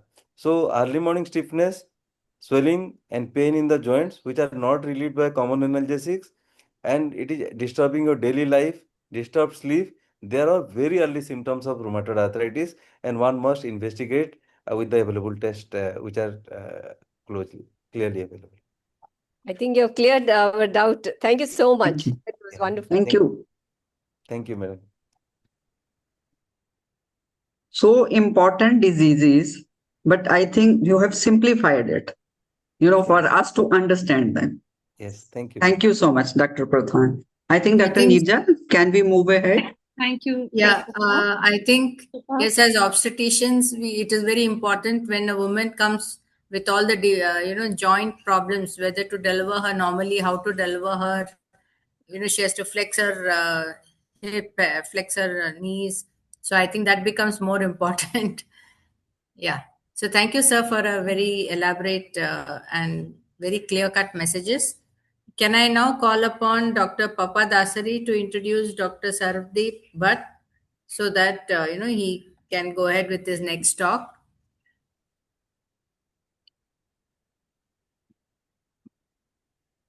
Not finding Dr. Papa over here. Is she here? Can you share the Dr. Sarvdeep Bhatt's? Yeah. So should I go ahead? Yes, Dr. Nirja, Yes. you can. Please. Dr. Sarvdeep is a very, very, very dear friend. That is his introduction. His second introduction is that his thoughts are crystal clear, and we are very honored to have him give his time to us today. And the third thing about him is his sense of humor. His sense of humor is so amazing, and he's so brilliant. Only a very brilliant person can be so simple and yet do everything in such a light way. He is very, very accomplished. I'm not reading his entire CV. That will take the entire day. He's highly academic. He's a professor of orthopedic surgery at PGIMER Chandigarh. And we are very honored to have you with us again. We call him again and again and again, and he comes. Very sweet of you, Sarvdeep. Your topic is on chronic low backache and how to recognizing the serious. So there can be non-serious and the serious. Tell us a little bit about exercises, something about posture correction. Why is it important? Tell us a few techniques and tell us what to do to avoid opioid overuse. So over to you, Sarvdeep. Thank you, ma'am. Thank you so much for the inviting me. I'm sorry I'm running late. I have another conference at 5:30. So I'll just go straight away to my talk. I hope you guys can see it. Yes. Okay. So mine's not very hi-fi like the first two speakers. I mean, no fogginess, no gout, nothing happening here. This basic chronic low back pain. I think so everyone, all of us are going to experience it sometime in our life. I hope you don't get chronic. I mean, a lot of people get with the bend forward, lift anything heavy, they cough, sneeze. Someone's going to get some sort of back pain in their lifetime. And it's probably one of the number one reasons to visit a doctor, especially in PGI. We get a lot of patients just with just basic lock pain. The issue is when these back pain patients come to us and they have chronic low back pain. And this is when it happens when it's more than 12 weeks or 3 months. And normally, if you have a low backache, you can take a painkiller, you can put some hot fomentation, you can rest for a couple of days, and people that's self diagnosed and self treated. But then there are some patients who are going to come back to us again and again, and if the persisting of the backache happens for more than 3 months, that's what we call chronic low back pain. That's what's going to be my talk about. So it's very expensive because I mean if you're not able to go back to work, you're not able to do your activities of daily living, your work is going to suffer. You can't go back to work. So this is if you see in the Western world, they have an Employees Insurance Act in which chronic low backache takes about $2 billion a year. Yeah. So just to pay someone who can't come to work because he's just down with backache, that's about up to $2 billion a year. So you can well imagine. And in India too, we have a lot of patients who are affected, and happens in different age groups. Everyone, we have kids coming with backache, chronic backache. We have ladies coming in, men, all sorts of people coming back with backache. So I'm going to just tell about what is the one which is coming to us. So if you do a systematic review of these studies, that they found that 33% of patients with low back pain recover in the first 3 months. Like I said, 33%, they get okay on their own. They have, you go to a chiropractor, you go to a physiotherapist, you go to a physician, or you even go to a spine surgeon, doing something or the other, and your muscle memory kicks in and you get okay. But then the 65% of people who will still report pain after 1 year. So that's a long subset of patients who have that. So why does this causalgia keep happening? What's happening here is that many factors include biophysical, psychological, social, and genetic factors. And comorbidities like diabetes or smoking, they can lead to disabling chronic low back pain. Disabling is very important because these patients are, affected. They wake up with stiffness in the morning. They're misdiagnosed as someone having arthritis. Some have osteoporosis, osteopenia, arthralgia, sarcopenia. Some are diagnosed with other things. Some, if you go to a gynecologist, they're diagnosed of having PID. If you go to a physiotherapist, they say something else. So, it's a very disabling issue. And so, like I said, these factors include, they've had sick leave for this, they have high disability and pain levels at the onset of chronicity. Then a lot of things over anything chronic will lead to depression. And, having negative biofeedback is a big subset in these chronic low back patients. They don't sleep well at night. They wake up with a lot of stiffness. They're not able to go work. So it's a very important talk, which is I'm going to give to you. If you see there are many studies out there, systematic reviews and stuff like that. Cochrane review is something which I really like to educate people about.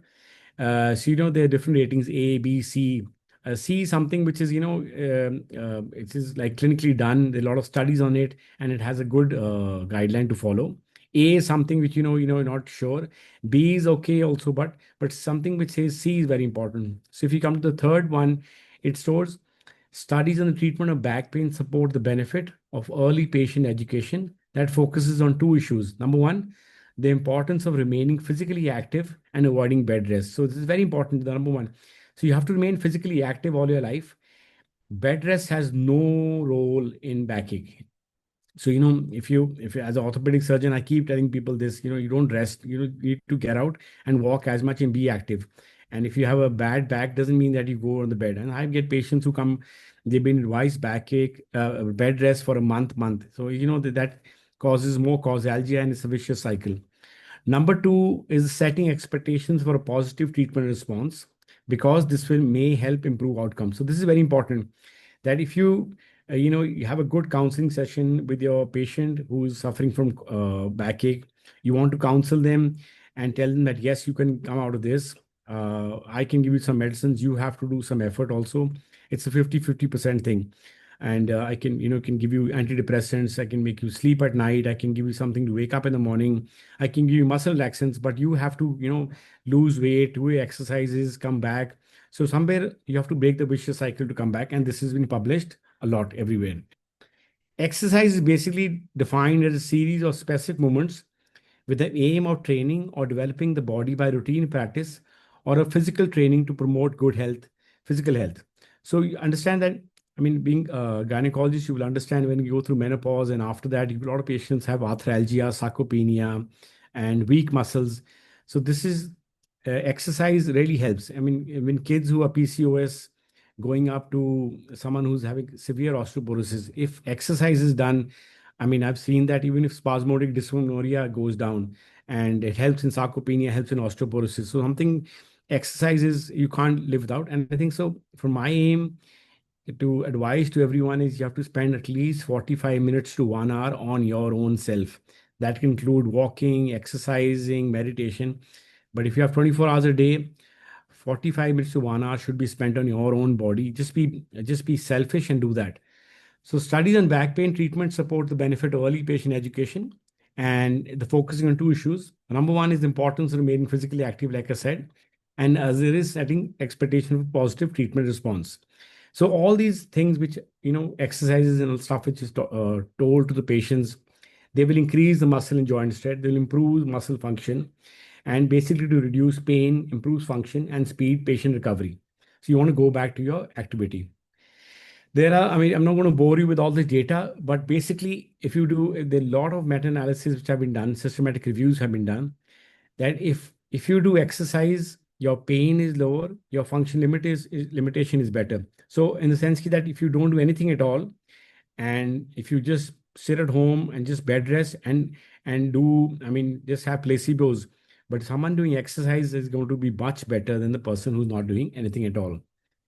There are many organizations which give a lot of advice for what is to be done for, American Academy of Family Physicians. They say do not perform imaging for low back pain in the first 6 weeks unless red flags are present. I'll just talk about what red flags are, know how serious, which are the serious types of back pain I'm talking about. So avoid routine use of opioids. Do not obtain imaging studies, and do not do EMGs and MRIs and X-rays. So you have to understand, someone who's having back pain, you don't start treating them in X-rays and tests and stuff like that. You have to speak to them, listen to them, just understand how their day pans out. I mean, someone who comes to me with backache, they come with a full file full of like 10 MRIs, X-rays, and advice of surgery and vis-a-vis. I just want to sit and listen to how they speak. So I tell them, just tell me about your day. When you wake up in the morning, how stiff you are. Are you able to go to the washroom without pain or not? When you when you sit up from the pot, is there any pain? If you cough or you pass stool, is there any pain? Are you able to go to the kitchen and just make a cup of tea? If you're able to make a cup of tea, very good. If you're able to stand to make some breakfast also, that's a good sign. Then I ask them, when they travel, go to office, how long can they sit? Does sitting make it worse? Does bending forward make it worse? If they sit all day long, do they feel stiffness in the evening when they come back? Are they able to sleep at night? So these are conditions I have to ask. This gives me a lot of feedback, much more feedback than what I would get from getting an X-ray or MRI.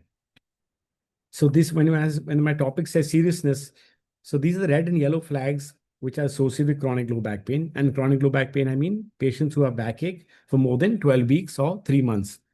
So red flags is like the worst one.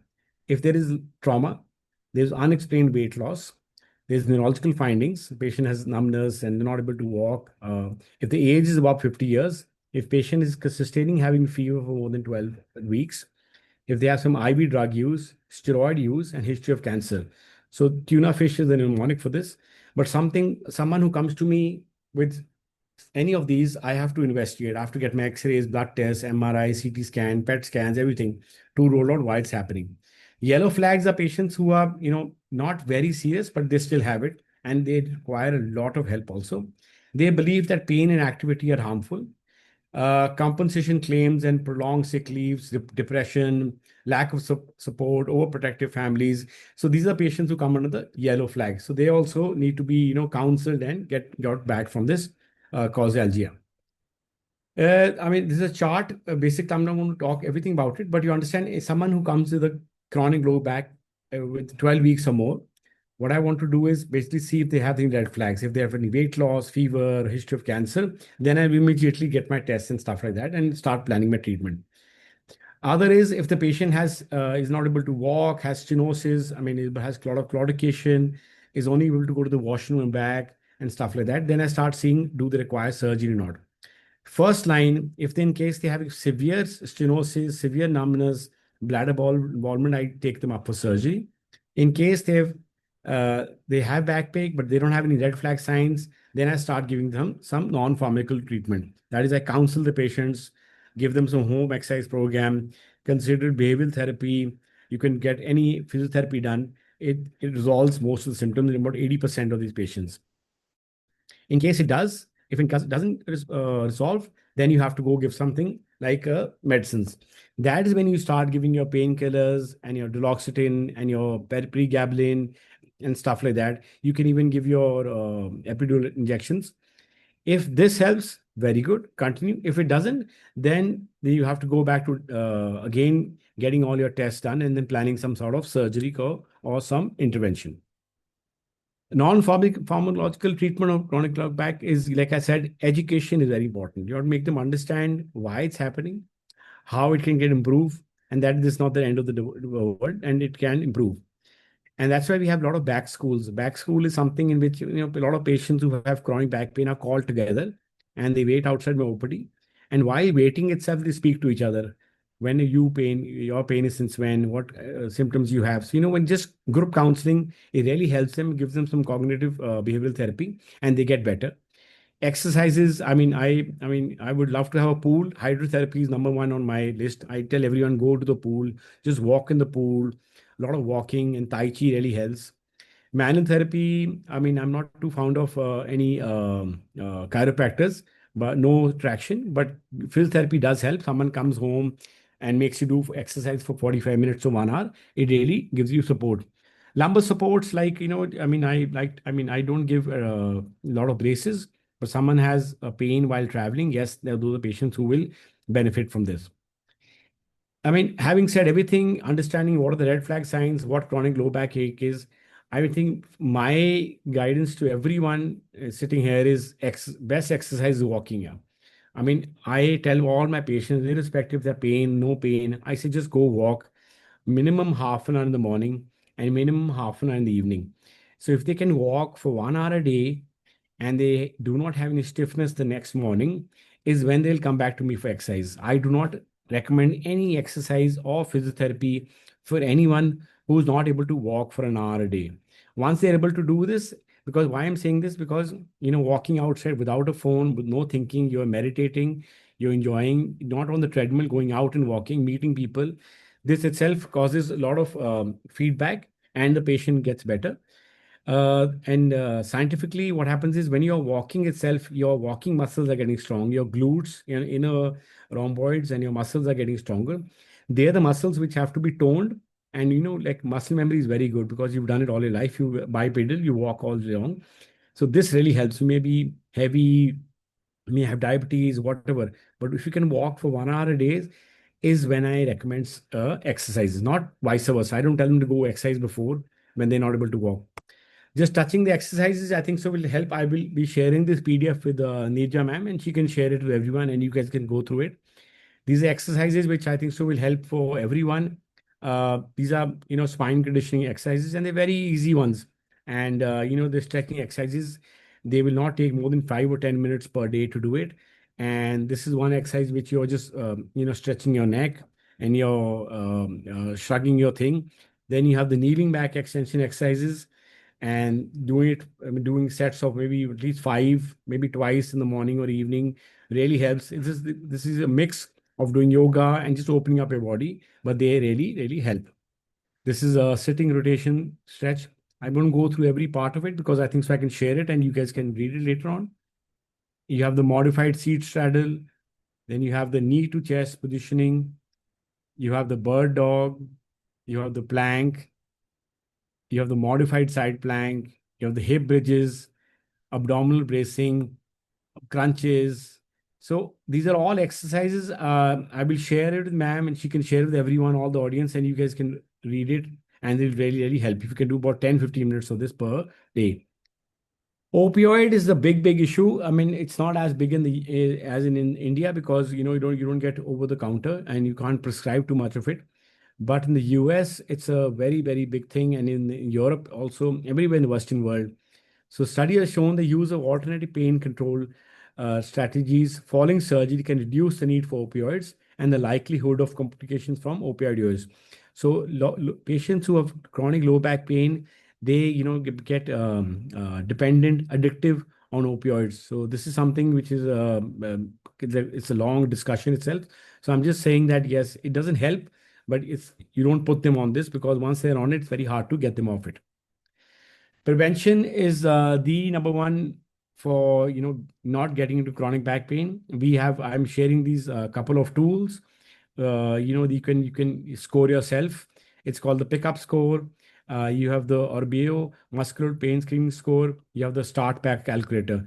It's very easy. You just press on it. You write your age, your how much you can walk, what exercise you can do, and it'll give you an idea that are you going to go get backache in the long run or not, and if your back pain is going to get better on its own.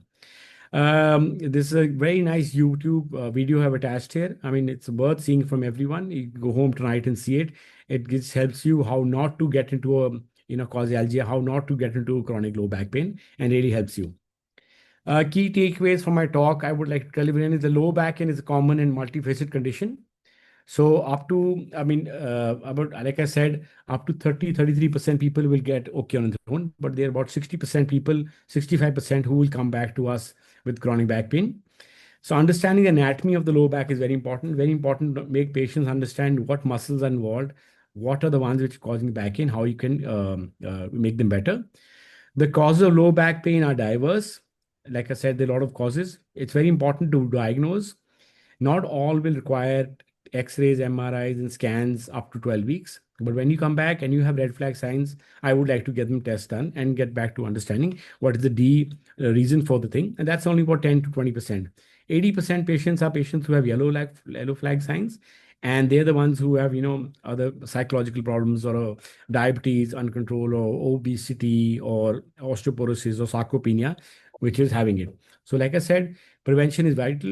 You have to maintain healthy habits, go for a walk in the morning, half an hour, in the evening after dinner, do that, eat anything you want, but eat in moderation, do portion control, and you'll be fine. And chronic pain management is achievable. You need to help of a spine surgeon, you need to have a physiotherapist, you need to have some psychologists, you have to all these guys, and you have to also adjust your life to improve your chronic low back pain. That's it. Thank you so much. Thank you, Sardeep. That was excellent. Yeah, I just want to make one point before we go on. I wanted to say that all people who have any kind of a chronic backache or any kind of problem, they should get themselves checked out with an orthopedician, find out what exactly is the issue that they have, Yes, and the kind of exercises which they should do and which they should not do. So the ones that they should do and not do, then they should join a certified yoga courses, because all the exercises which Dr. Sardeep showed are actually yoga poses of centuries old. They have their names, but the thing is that we should know which ones we can do, which one am I allowed to do. So get that information and join a proper program where you will do a warm up first, and after that do those which are recommended by your orthopedician.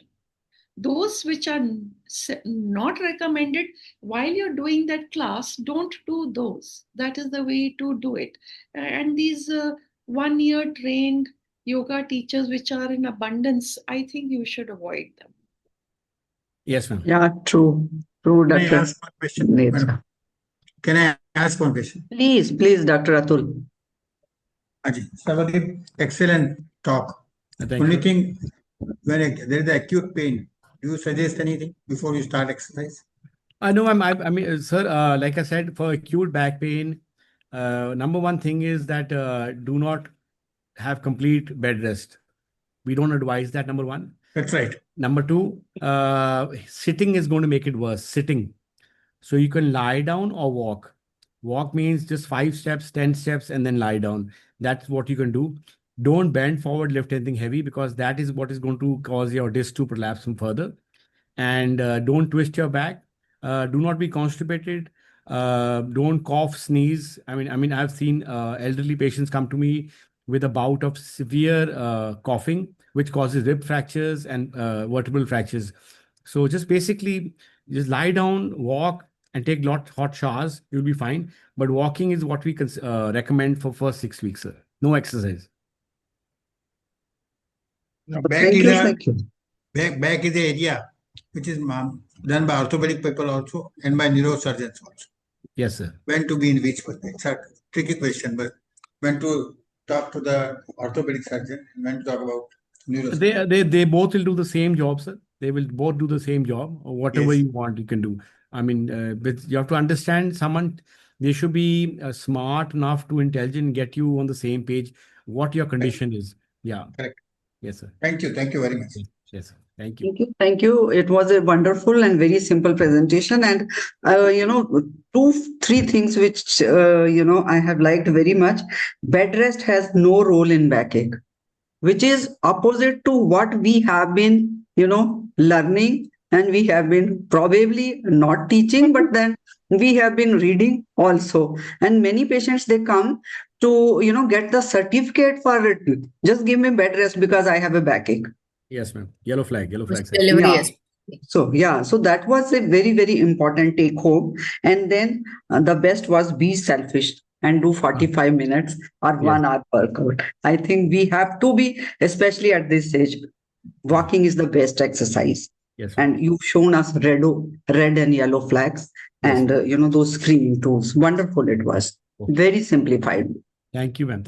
It was indeed, I think in the Indian context, we don't have a very good core right from the childhood. We must train our kids, girls especially, to have a very good core abdominal muscles, which will go a long way in protecting the back and also in pregnancy. Very important, very important. Yeah. Thank you, sir. That was Okay, indeed a okay. very I'll beg leave, ma'am. enlightening Thank you. I talk. have to join another meeting. Thank you. Bye-bye. Take care. Bye-bye. Bye. Can I now call upon Dr. Hina Popat to introduce Dr. Tarun Narang for the next talk, please? Dr. Hina Popat.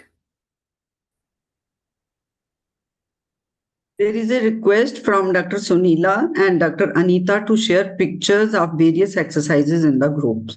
Dr. Yes. Nirja, to please do the name. Yes, Dr. Sardeep will send, and I will post it in the NCD modules group on WhatsApp. Okay, okay. Thank you. Because of that, or individually, I don't know. I'll let you know. I'll share them with you. Okay, okay. You share it with me and I can post it in the groups also. You Yes. can also share it. Is Dr. Hina over here? Dr. I think Dr. Nirja, you can introduce. All right. So Dr. Tarun Narang, he is an additional professor in the Department of Dermatology, Venereology and Leprosy at PGI MER Chandigarh.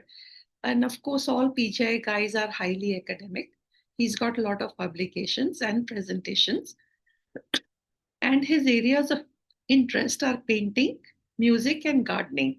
So his topic for today is, what does the dermis tell you about your systemic disease and when to act? Thank you, Very ma'am. important. Thank you for the introduction. And thank you for keeping my lecture at the end. I was able to enjoy all the talks, very informative. I'll share my presentation. Mine would be more of pictures. So I won't go too much into the details of theory.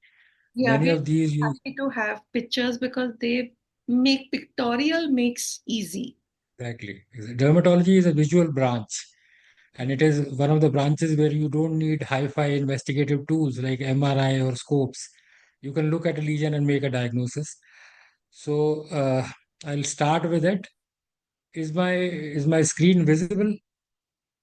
Can we make Is the it screen? full screen? Yes, sir, it Yeah, is yeah, visible. Need to do full yeah. screen. Yes. Just a minute. Is it full screen? Yes. Yes. Okay, thank you. So whenever we are seeing a skin lesion, especially when we talk about systemic diseases, there are three buckets where you can put it. One is obvious. There are certain lesions which are very obvious of a systemic disease. Like if you see a butterfly rash, the thing that comes to your mind is SLE or something like a dermatomyositis. Then there are certain things which are common sense, like we see people whose infections are not responding, a boil or a furuncle, not responding adequately to the antibiotics you have prescribed, or they have fungal infections or jock itch, which is not responding adequately. You start thinking on the lines of diabetes or immune suppression. Then there are certain clues which are unexpected, that you would not expect at this age, or which is occurring so suddenly, or which is persisting. So these are the three things that we club these skin signs into, and we'll discuss them one by one. We'll go organ by organ. So first, as we also talked about, diabetes is the number one problem that we have. We have modules for it. And acanthosis nigricans, or this velvety black pigmentation and the raised skin that you see on the neck or the folds like the axilla or groin. Sometimes they will also have these small skin tags along. This is the visual clue to metabolic syndrome or insulin resistance, which is commonly seen in diabetics, hypothyroid people. Many a time people think this is dirty neck, they are not cleaning it adequately, but if you palpate it, the skin is thick here, velvety thick, and many a times they would have tried to clean it, but it doesn't come off. Most of the times when such patients come to you, you start looking for metabolic problems. But there are certain conditions when a lean adult comes to you and he has this type of lesions on the palms, which are called tripe palms. If you see the velvety appearance on the palms as well, this is kind of a clue to an internal malignancy. And most common malignancies which are associated with this or malignant acanthosis nigricans are the gastrointestinal malignancies. So Here, if you have a patient like this who is obese, who has this type of a pigmentation and thickening of the skin on the neck and folds, you start thinking on the lines of metabolic problems. This is a alarm for malignancy. This is something that you should be alarmed about and refer the patient for full workup. Ovarian cancers are other condition which is associated with ripe palms. And then second thing I was talking about was that there are certain things which you common sense, like if you have intertrigo like this, female comes to you, you advise her antifungals, and she is not responding to it, or it responds and recurs again. Or if you have something like this which responds, this is a case where people apply combination, that is steroids and antifungals, which should be avoided, always avoided. Many a times we see even our colleagues writing it, they do prescribe combination creams which contain steroids, antibiotics, and antifungals. And I would like to take this stage of yours and say that they should be avoided as much as possible, because they lead to problems like this. These erosions are going to take a lot of time to heal, and many a times they develop deep striae which don't heal at all. So this is one condition where you start thinking on the lines of diabetes or immune suppression. Or if a female comes to you with recurrent vaginal thrush or oral thrush, then that is again an indicator for diabetes. This is a carbuncle. You see, you might have seen such in patients who have uncontrolled diabetes. A big furuncle is called a carbuncle, which has multiple openings, and generally antibiotics don't work here. You have to do incision and drainage in these cases. These cases need to be referred to a surgeon. These are less commonly seen in diabetes, but if you see them in a patient who shows you their knee and say that there is this type of a pigmented yellow patch or plaque, then this means that they might develop diabetes in future. Although only 1.5 to 2% of the diabetics will show you this, and it has nothing to do with diabetic control. It is basically a long-term thing which happens in many patients. But if a patient has this, then this is a clue that they should be worked up for metabolic syndrome or diabetes. Similarly, if they have hyperpigmented patches on their knees or legs, that is called diabetic dermopathy. They might have bullae or blisters on their feet, which are painless, which don't have any symptoms. Those are called diabetic bullae. All these are kind of signs of underlying diabetes in a patient who has not been evaluated for or is being managed for diabetes. This is another condition which you'll see in diabetes, but it is seen in dyslipidemias most commonly, hypothyroidism as well. They come to you with these yellowish bumps, which are present on the external aspect of the body. They can be present on the trunk as well. And they are basically marker of very high triglycerides. Most of the times, if you see something like this, then it means that their triglyceride levels are to the tune of 1000, which is a danger for imminent acute pancreatitis. And they are also at risk of cardiovascular diseases and other problems. So these patients should be evaluated, and we should not try to treat their skin. We should try to treat the underlying hypertriglyceridemia in these patients. A common variant of this is xanthelasma that you see on the eyelids. That is generally common. That is also indicative of hypercholesterolemia. At times, the patients would have such, I'll show you those lesions as well. These are the xanthelasmas. These are the small ones. This patient has come early. So these patients will have hypocholesterolemia. At times, these patients won't have any lipid abnormality. They would be lean and thin, but still they will have this. So, but it is always better to evaluate them for dyslipidemias. And this is another interesting clue, I would say, or something of a folklore, that is called Frank's sign, or a transverse line on the earlobe, which was shown to be associated with coronary artery disease in some of the studies, but some studies say that it is something which is related to age and it has nothing to do with coronary artery disease. So more of a folklore or a myth regarding coronary artery disease science. But xanthelasma, yes, you should evaluate. Again, eruptive xanthomas, you should evaluate. And another group of disorders when we are talking about heart are cyanotic heart diseases. If you see bluish tinge on the nails or the nail folds, or bluish tinge of the tongue and the lips, these are very indicative of a cyanotic heart disease or a lung condition which is causing cyanosis. We also see it in patients with methemoglobinemia who are on dapsone or sometimes other sulfa drugs and develop this condition. This is clubbing. I think most of us know what clubbing is, and there are a number of causes. This is late clubbing, which is very evident, but sometimes the patients come early, and there you have that you touch the nails together, and if you can see this small space between these, this is called the Shamrock's window. This is normal nail, and if this is obliterated, then that means the patient is having early clubbing and should be evaluated for the different causes of clubbing. These are the features that you see in infective endocarditis. These are splinter hemorrhages that you can see in the nail, the splinter-like purplish or brownish ridges that you see. These are called Janeway lesions, purplish or brownish spots, which are painless, which are present on the palms and fingers. We've read about this in medicine, but it is good to see them also. These are Osler's nodes. These are very painful. They are generally seen on fingers. They are all because of the thrombi or the emboli which are there in the peripheral vessels because of infective endocarditis. This is another picture of splinter hemorrhages. This is how Janeway lesions look in our skin type. This is the white skin, but this is how they would look. They won't be purplish. They would be more of brownish color, but they are painless. And these patients should be evaluated or referred to a cardiologist for further evaluation. Then thyroid is something which is very common, and most of us see it. Sometimes the patient may not be a diagnosed case, but if the patient tells you that he has very dry skin, or he's having a hair fall or thinning of hair, and their eyebrows are becoming sparse, then these patients should be evaluated. This is called steatotic eczema. This is a severe kind of dryness that is seen in patients who have hypothyroidism.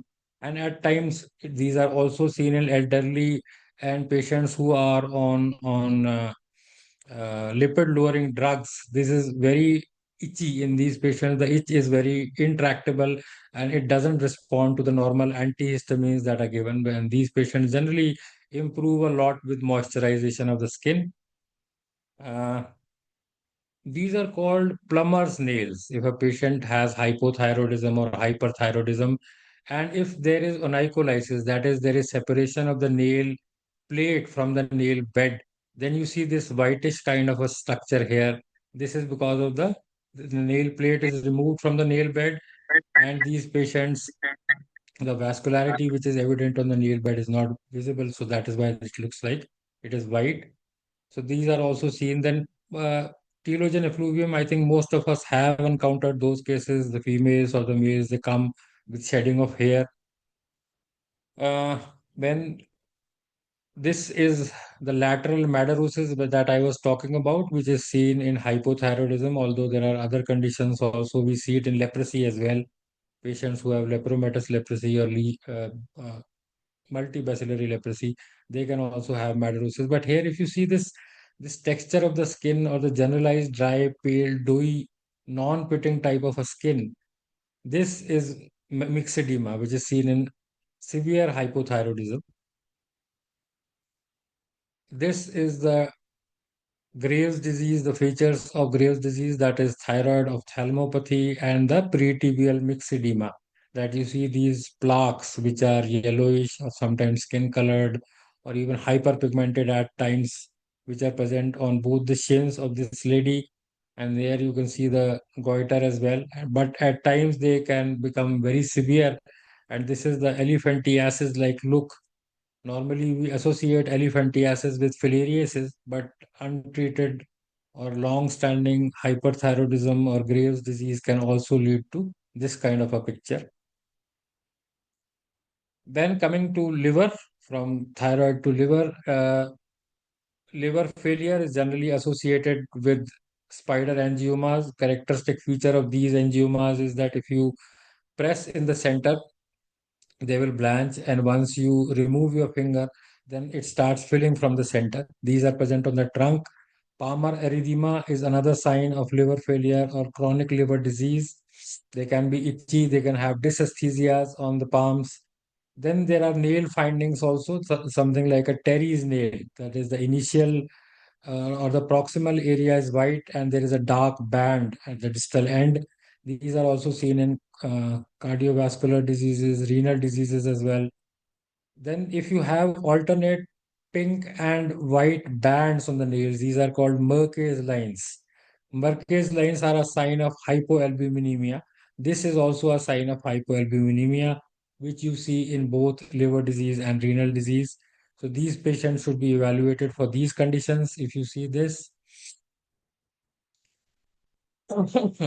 this is of the course, but I wanted to talk about this because this is something that is being noted of late. Most of our patients have melasma and they use off-the-counter creams nowadays. Internet is available, everything is available online. And this is something which has been associated with chronic renal disease. There are many reports of patients developing membranous nephropathy and proteinuria following the use of this cream as it contains inorganic mercury. So most of these creams were banned, but now online they are available. So we can also counsel our patients not to use such things for melasma. There are other treatment options available which are safer and better. This is something that I was talking about, the abuse of steroids. Many a times, steroid combinations are prescribed to our patients for intertrigo. For that matter, any skin infection can be treated with steroid. That is the general idea that people have, but this is the problem with this. If this patient has been abusing steroids because these are available without prescription and they are cheaper as compared to pure antifungals or antibacterials, so the patients abuse it, and this is what happens: severe thinning of the skin and eventually leading to ulceration and herniation of fat, and this takes a long time to heal and it is very troublesome for the patient. And this is another thing that we see very commonly, the image on the right. Any guesses about what this could be? Anyone has come across anything like this? This lady has a red rash on his face, which is in the butterfly area, but it is not SLE. So this is basically tinea incognito. She had melasma. She had been using a combination cream. Most of these combination creams, which are given by chemists or even by beauticians nowadays, they contain steroids. And eventually, these patients develop a topical steroid damaged face, which can present like a tinea incognito. This patient might have had fungal infection to begin with earlier. She developed this. The other patient will have thinning of the skin. They will have redness or steroid-induced rosacea, even hypertrichosis of the skin. So steroids on the face is a no-no and should not be prescribed normally. And these are the bad stria that I was talking about, a patient applying topical steroids on the thighs for tinea cruris or fungal infection of the groins. Then coming to chronic renal disease, most of these patients will report severe or intractable itch and they will have very dry skin. So most of these patients will come with this. Their itching again is intractable, which is not responsive to antihistamines. And if they keep on scratching, they develop this. These are called acquired perforating dermatosis. These are hyperpigmented or bumps which are present on the skin. They have a hyper blackish or brownish color. They can be present on other parts as well.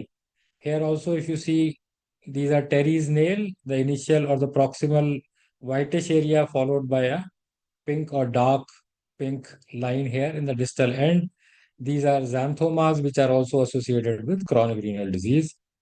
Then there are certain conditions like this. This is a patient who has renal failure. This is uremic frost. Since the kidneys are not doing it, so skin tries to take over the role of kidneys and starts to excrete urea and other toxic metabolites. Any guesses about this one? This lady has a renal condition and she presents to you with this painful purpuric lesion on the thigh. This is a very classical picture of calciphylaxis. Then there are deficiency features. We all know we look for pallor when we are suspecting anemia. We look for glossitis in vitamin B12 deficiencies. We look for a photosensitive rash when we are trying to look for pellagra. All these are indicators of vitamin deficiencies. This is another type of This is called a zinc responsive disorder, which is called necrolytic acral erythema, which looks like psoriasis or eczema. Most of these patients are misdiagnosed as psoriasis or eczema and are being treated on those lines. But this is associated with hepatitis C and many a times even with severe hypothyroidism, along with that deficiency of zinc. So these patients respond very well to emollients and zinc supplementation. So this is another thing. If a patient is being diagnosed or treated as psoriasis and eczema and not responding to that, we should look into this condition as well. Get a hepatitis C, hepatitis B done. Zinc levels are not done. If a patient has hepatitis C, you can try supplement it with zinc, and most of these patients respond. This I was talking about the butterfly rash. Normally, we don't see the classical picture that we are used to seeing in our textbooks. This is the type of rash that we see in our um, color of the skin. Many a times they will have these hyperpigmented plaques, involvement of the lips, and there are lesions on the back like this. This again, many a times they are misdiagnosed as eczema and psoriasis. But if you have a young female coming to you with a rash on the photo exposed areas, they should be evaluated for LE. Another condition is this. Many a times we see patients with a rash on the photosensitive area. This lady has a rash on the face. She has rash on the neck as well, and there are lesions which are present on the knuckles as well as the interdigital joints. These are all features of dermatomyositis. Many a times they might not have the initial motor weakness, and there is a subset called amyopathic dermatomyositis as well. So they might come to you with these features only, and they should be evaluated thoroughly, and start the treatment can be started accordingly. This is uh, called the nail fold capillary. There are telangiectasias, there are ragged cuticles. If you see, sometimes the status of the cuticles can also tell us a story. These are seen in systemic sclerosis. There you will see these blood vessels which are normally seen. Many patients won't be seen. There is a fibrosis here, but here you see large capillaries in dermatomyositis. This is early dermatomyositis in a young female. The heliotrope rash that you see here, the puffiness around the eyelids, and this rash. And the characteristic feature of this dermatomyositis facial rash is that it involves the nasolabial folds as well. Whereas in a case of SLE, these nasolabial folds are spared. So this is how you differentiate clinically, although both the cases have to be referred to a dermatologist or a rheumatologist. And this is interesting. There are now a few case reports which have shown that a particular subset of dermatomyositis can be associated with malignancy. And this is the subtype which has this type of lesions. We saw the type of lesions in the previous slides. These are different. If you see multiple small papules or tiny papules which are coalescing in a linear pattern like this. Similarly here also. And generally they have severe muscle weakness and other features, and they should be evaluated for malignancy accordingly. Then there are certain other signs of hidden cancer, or what we say paraneoplastic skin signs. One is the sign of lesser Talat, where you see sudden appearance or shower of seborrheic keratosis. Normally, we do see these seborrheic keratosis in an age above 50 or 60, but if there is a shower, multiple seborrheic keratosis occurring on the trunk in a patient, then it should alarm us to look for an internal malignancy, although it may be occurring in many people who are predisposed to it. Then we talked about malignant acanthosis nigricans as well.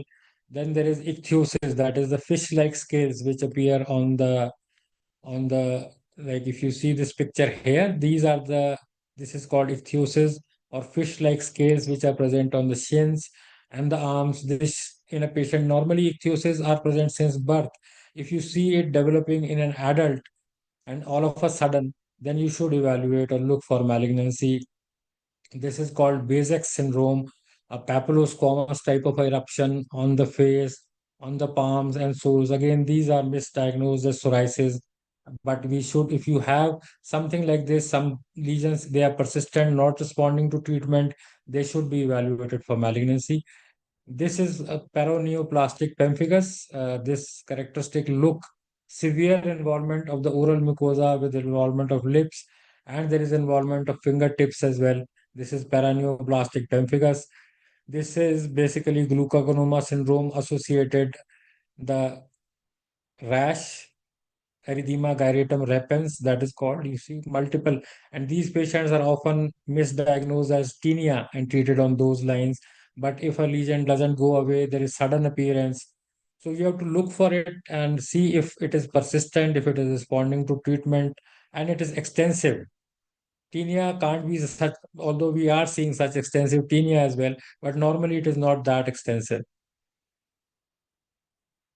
Then at times there are lesions like this. If you see a wart-like lesion here, many a times these are overlooked by the patients or they are not treated adequately. This is otherwise a case of discoid lupus erythematosus. He started developing these type of lesions.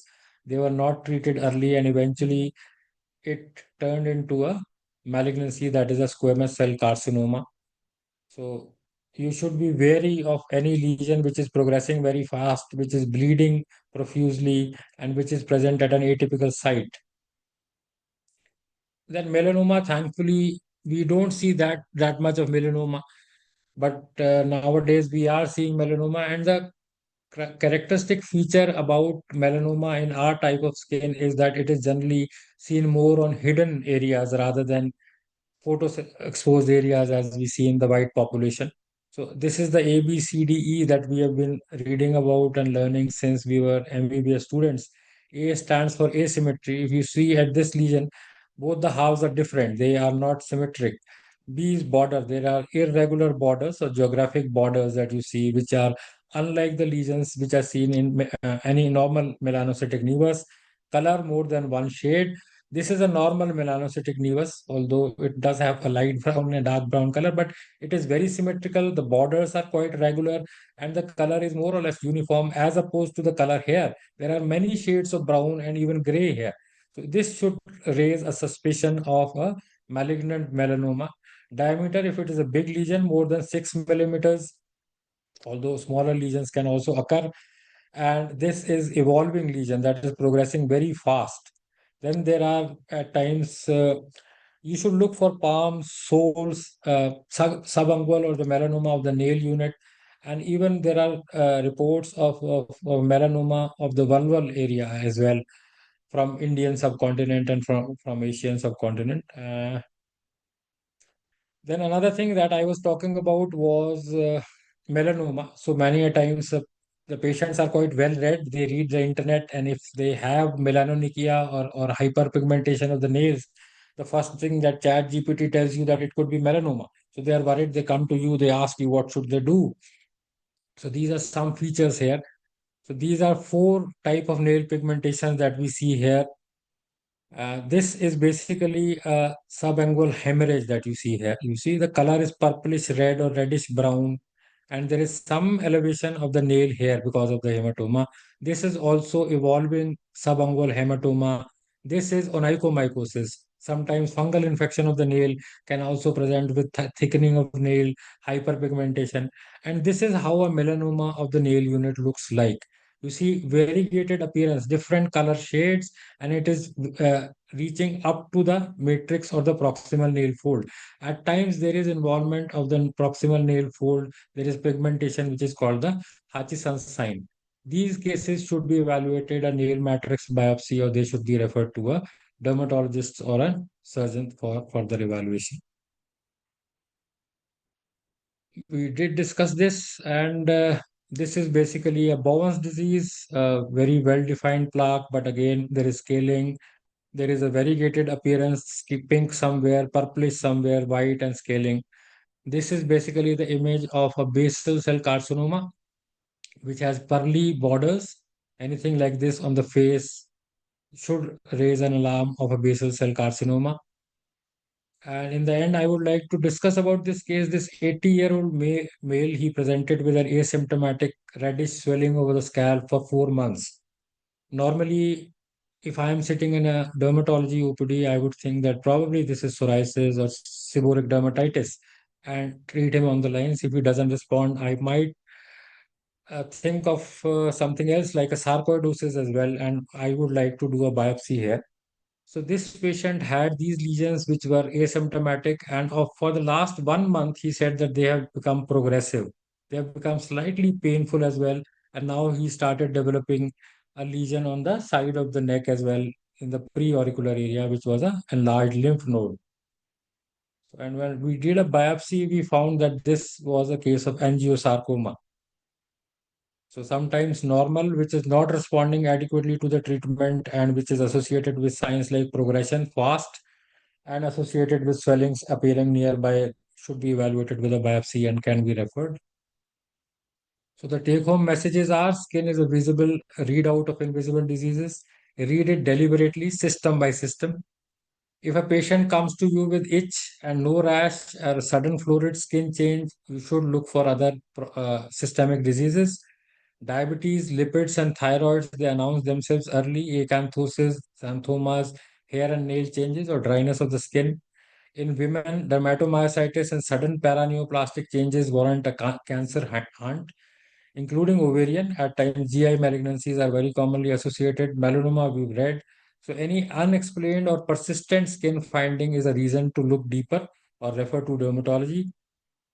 And thank you very much. And I leave you with this image. You can tell the answers to Nirja ma'am.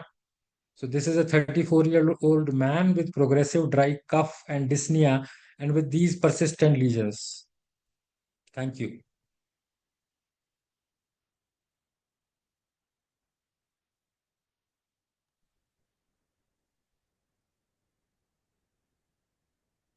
Unmute, Dr. Nirja, unmute.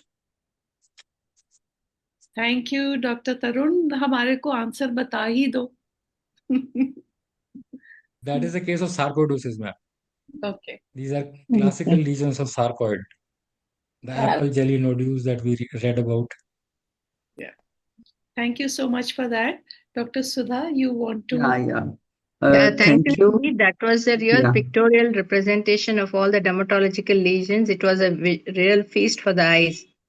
Can I now call upon Dr. Sudhaa Sharma to give her expert comments, please? So, Dr. Tarun, it was a wonderful presentation. It was, little bit hardcore pictorial presentation, and it has, given us the prediction of the diseases. How looking at the skin we can predict the problems, and so very nicely done. And that's why we say that skin is the mirror of our body.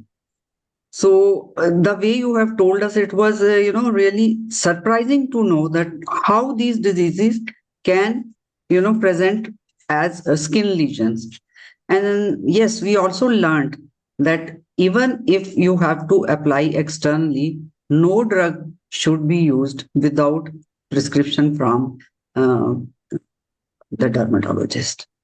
No matter how simple the lesion may look, but even external, medications can cause problems. So that was the important carry-home messages. Thank you so much. It was very different and very nice presentation. Yeah, thank you, madam, for your expert comments. I think, are there any questions in the chat box? I'm sorry, I'm on my mobile. Anything to be asked? And Dr. Tarun has given the answer. Yeah. To it. Okay. Is this thing. I think we have all enjoyed this program very much. And the recording and, as people requested, if all that is arranged for, I think it will be a real feast. Thank you so much. And can I now call upon Dr. Jyoti Jaiswal, the Secretary General, to give the vote of thanks, please?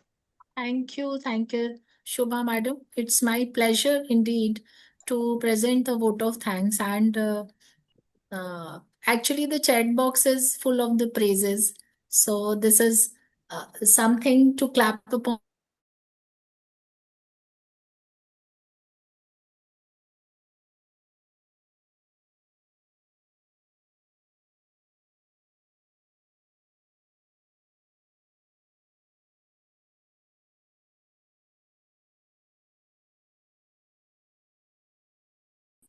Thank you. Softly, the strongest lady with the utmost softness. So thank you so much for making such programs, some kuch hatke programs on the Indian Menopause Society's platforms. Platform. And Thank you. yes, and furthermore, to add upon, a very perfectionist, dear friend and senior, Dr. Nirja Chawla, to take up this. You really have a multifaceted personality, and your program also shows the same.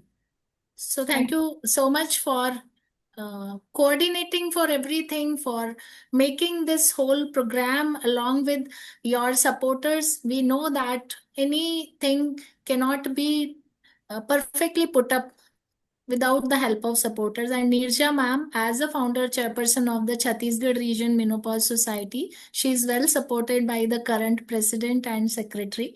So big thanks to them as well. Today's program coordinator, along with Nirja madam, Dr. Shubha and Dr. Jyoti Bhaskar, the whole GCM of Indian Menopause Society, starting from Sudhaa Sharma madam to all presidents and secretaries of various societies, the chairpersons, and the very well chosen speakers.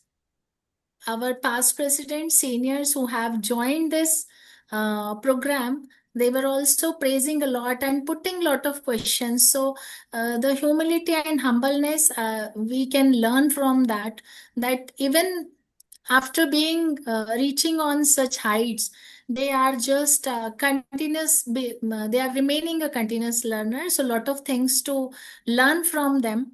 And the four speakers, the renowned speakers, Doctors Sucharita Ray, Dr. Prashant Pradhan, Dr. Sarvdeep, and Dr. Tarun Narang. They had said so many things. और अभी last में we have learned that her skin कुछ कहती है. Every skin says something. So beautifully they reminded even the postings in the skin department we used to have in our graduation time, that so many things we can learn from about the systemic diseases. As madam said that these are the mirrors. So thank you so much all the speakers and our revered chairpersons, Dr. Ranjana Khanna, Dr. Savitri Ramesh, Dr. Papa Dasari, and Dr. Hina Popat. So thank you so much each and everybody, and we are looking forward for everybody's present, all the delegates who are today. We invite them for the third module every third Thursday. Rhyming word to remember, third Thursday of every month. So third episode on the third Thursday of next month. We are looking forward to have you all with us. And thank you each and everybody. And thanks to Bye-bye. Bye-bye. Thank you and good night. Bye-bye. Thank you, Dr. Jyoti, for giving the vote of thanks and for thanking everyone. We thank you from the core of our heart. And she is the one, I always say, does not get annoyed and does not annoy anyone. Madam, thank you so much. I'm learning this from you. Thank you, Jyoti. And Dr. Papa Dasari, I just want to put on record, she sent her apologies. She was getting logged out again. Yeah, in between I saw her. Because maybe she was traveling and she was joining in between, and in between her net was getting. So thanks to her for trying to join whatever time she could. Whatever time she could. So our next module is going to be on 20th of August, and it is on how to protect your kidneys, how to slow down chronic kidney disease progression, and how to reverse fatty liver, what works. That is a question on IBS and IBD. So this is for next month, Thursday, third Thursday. Thank you, Dr. Nirja. The partners who are putting this web show to us, thanks to them as well. Yes. Thank you all. Thank you. Good night, Good night. everyone. Bye. Thank you, madam. Thank you. You can You can close the session. close dear. the session. Yeah. Okay, ma'am. Done. Thank you. Thank you so much.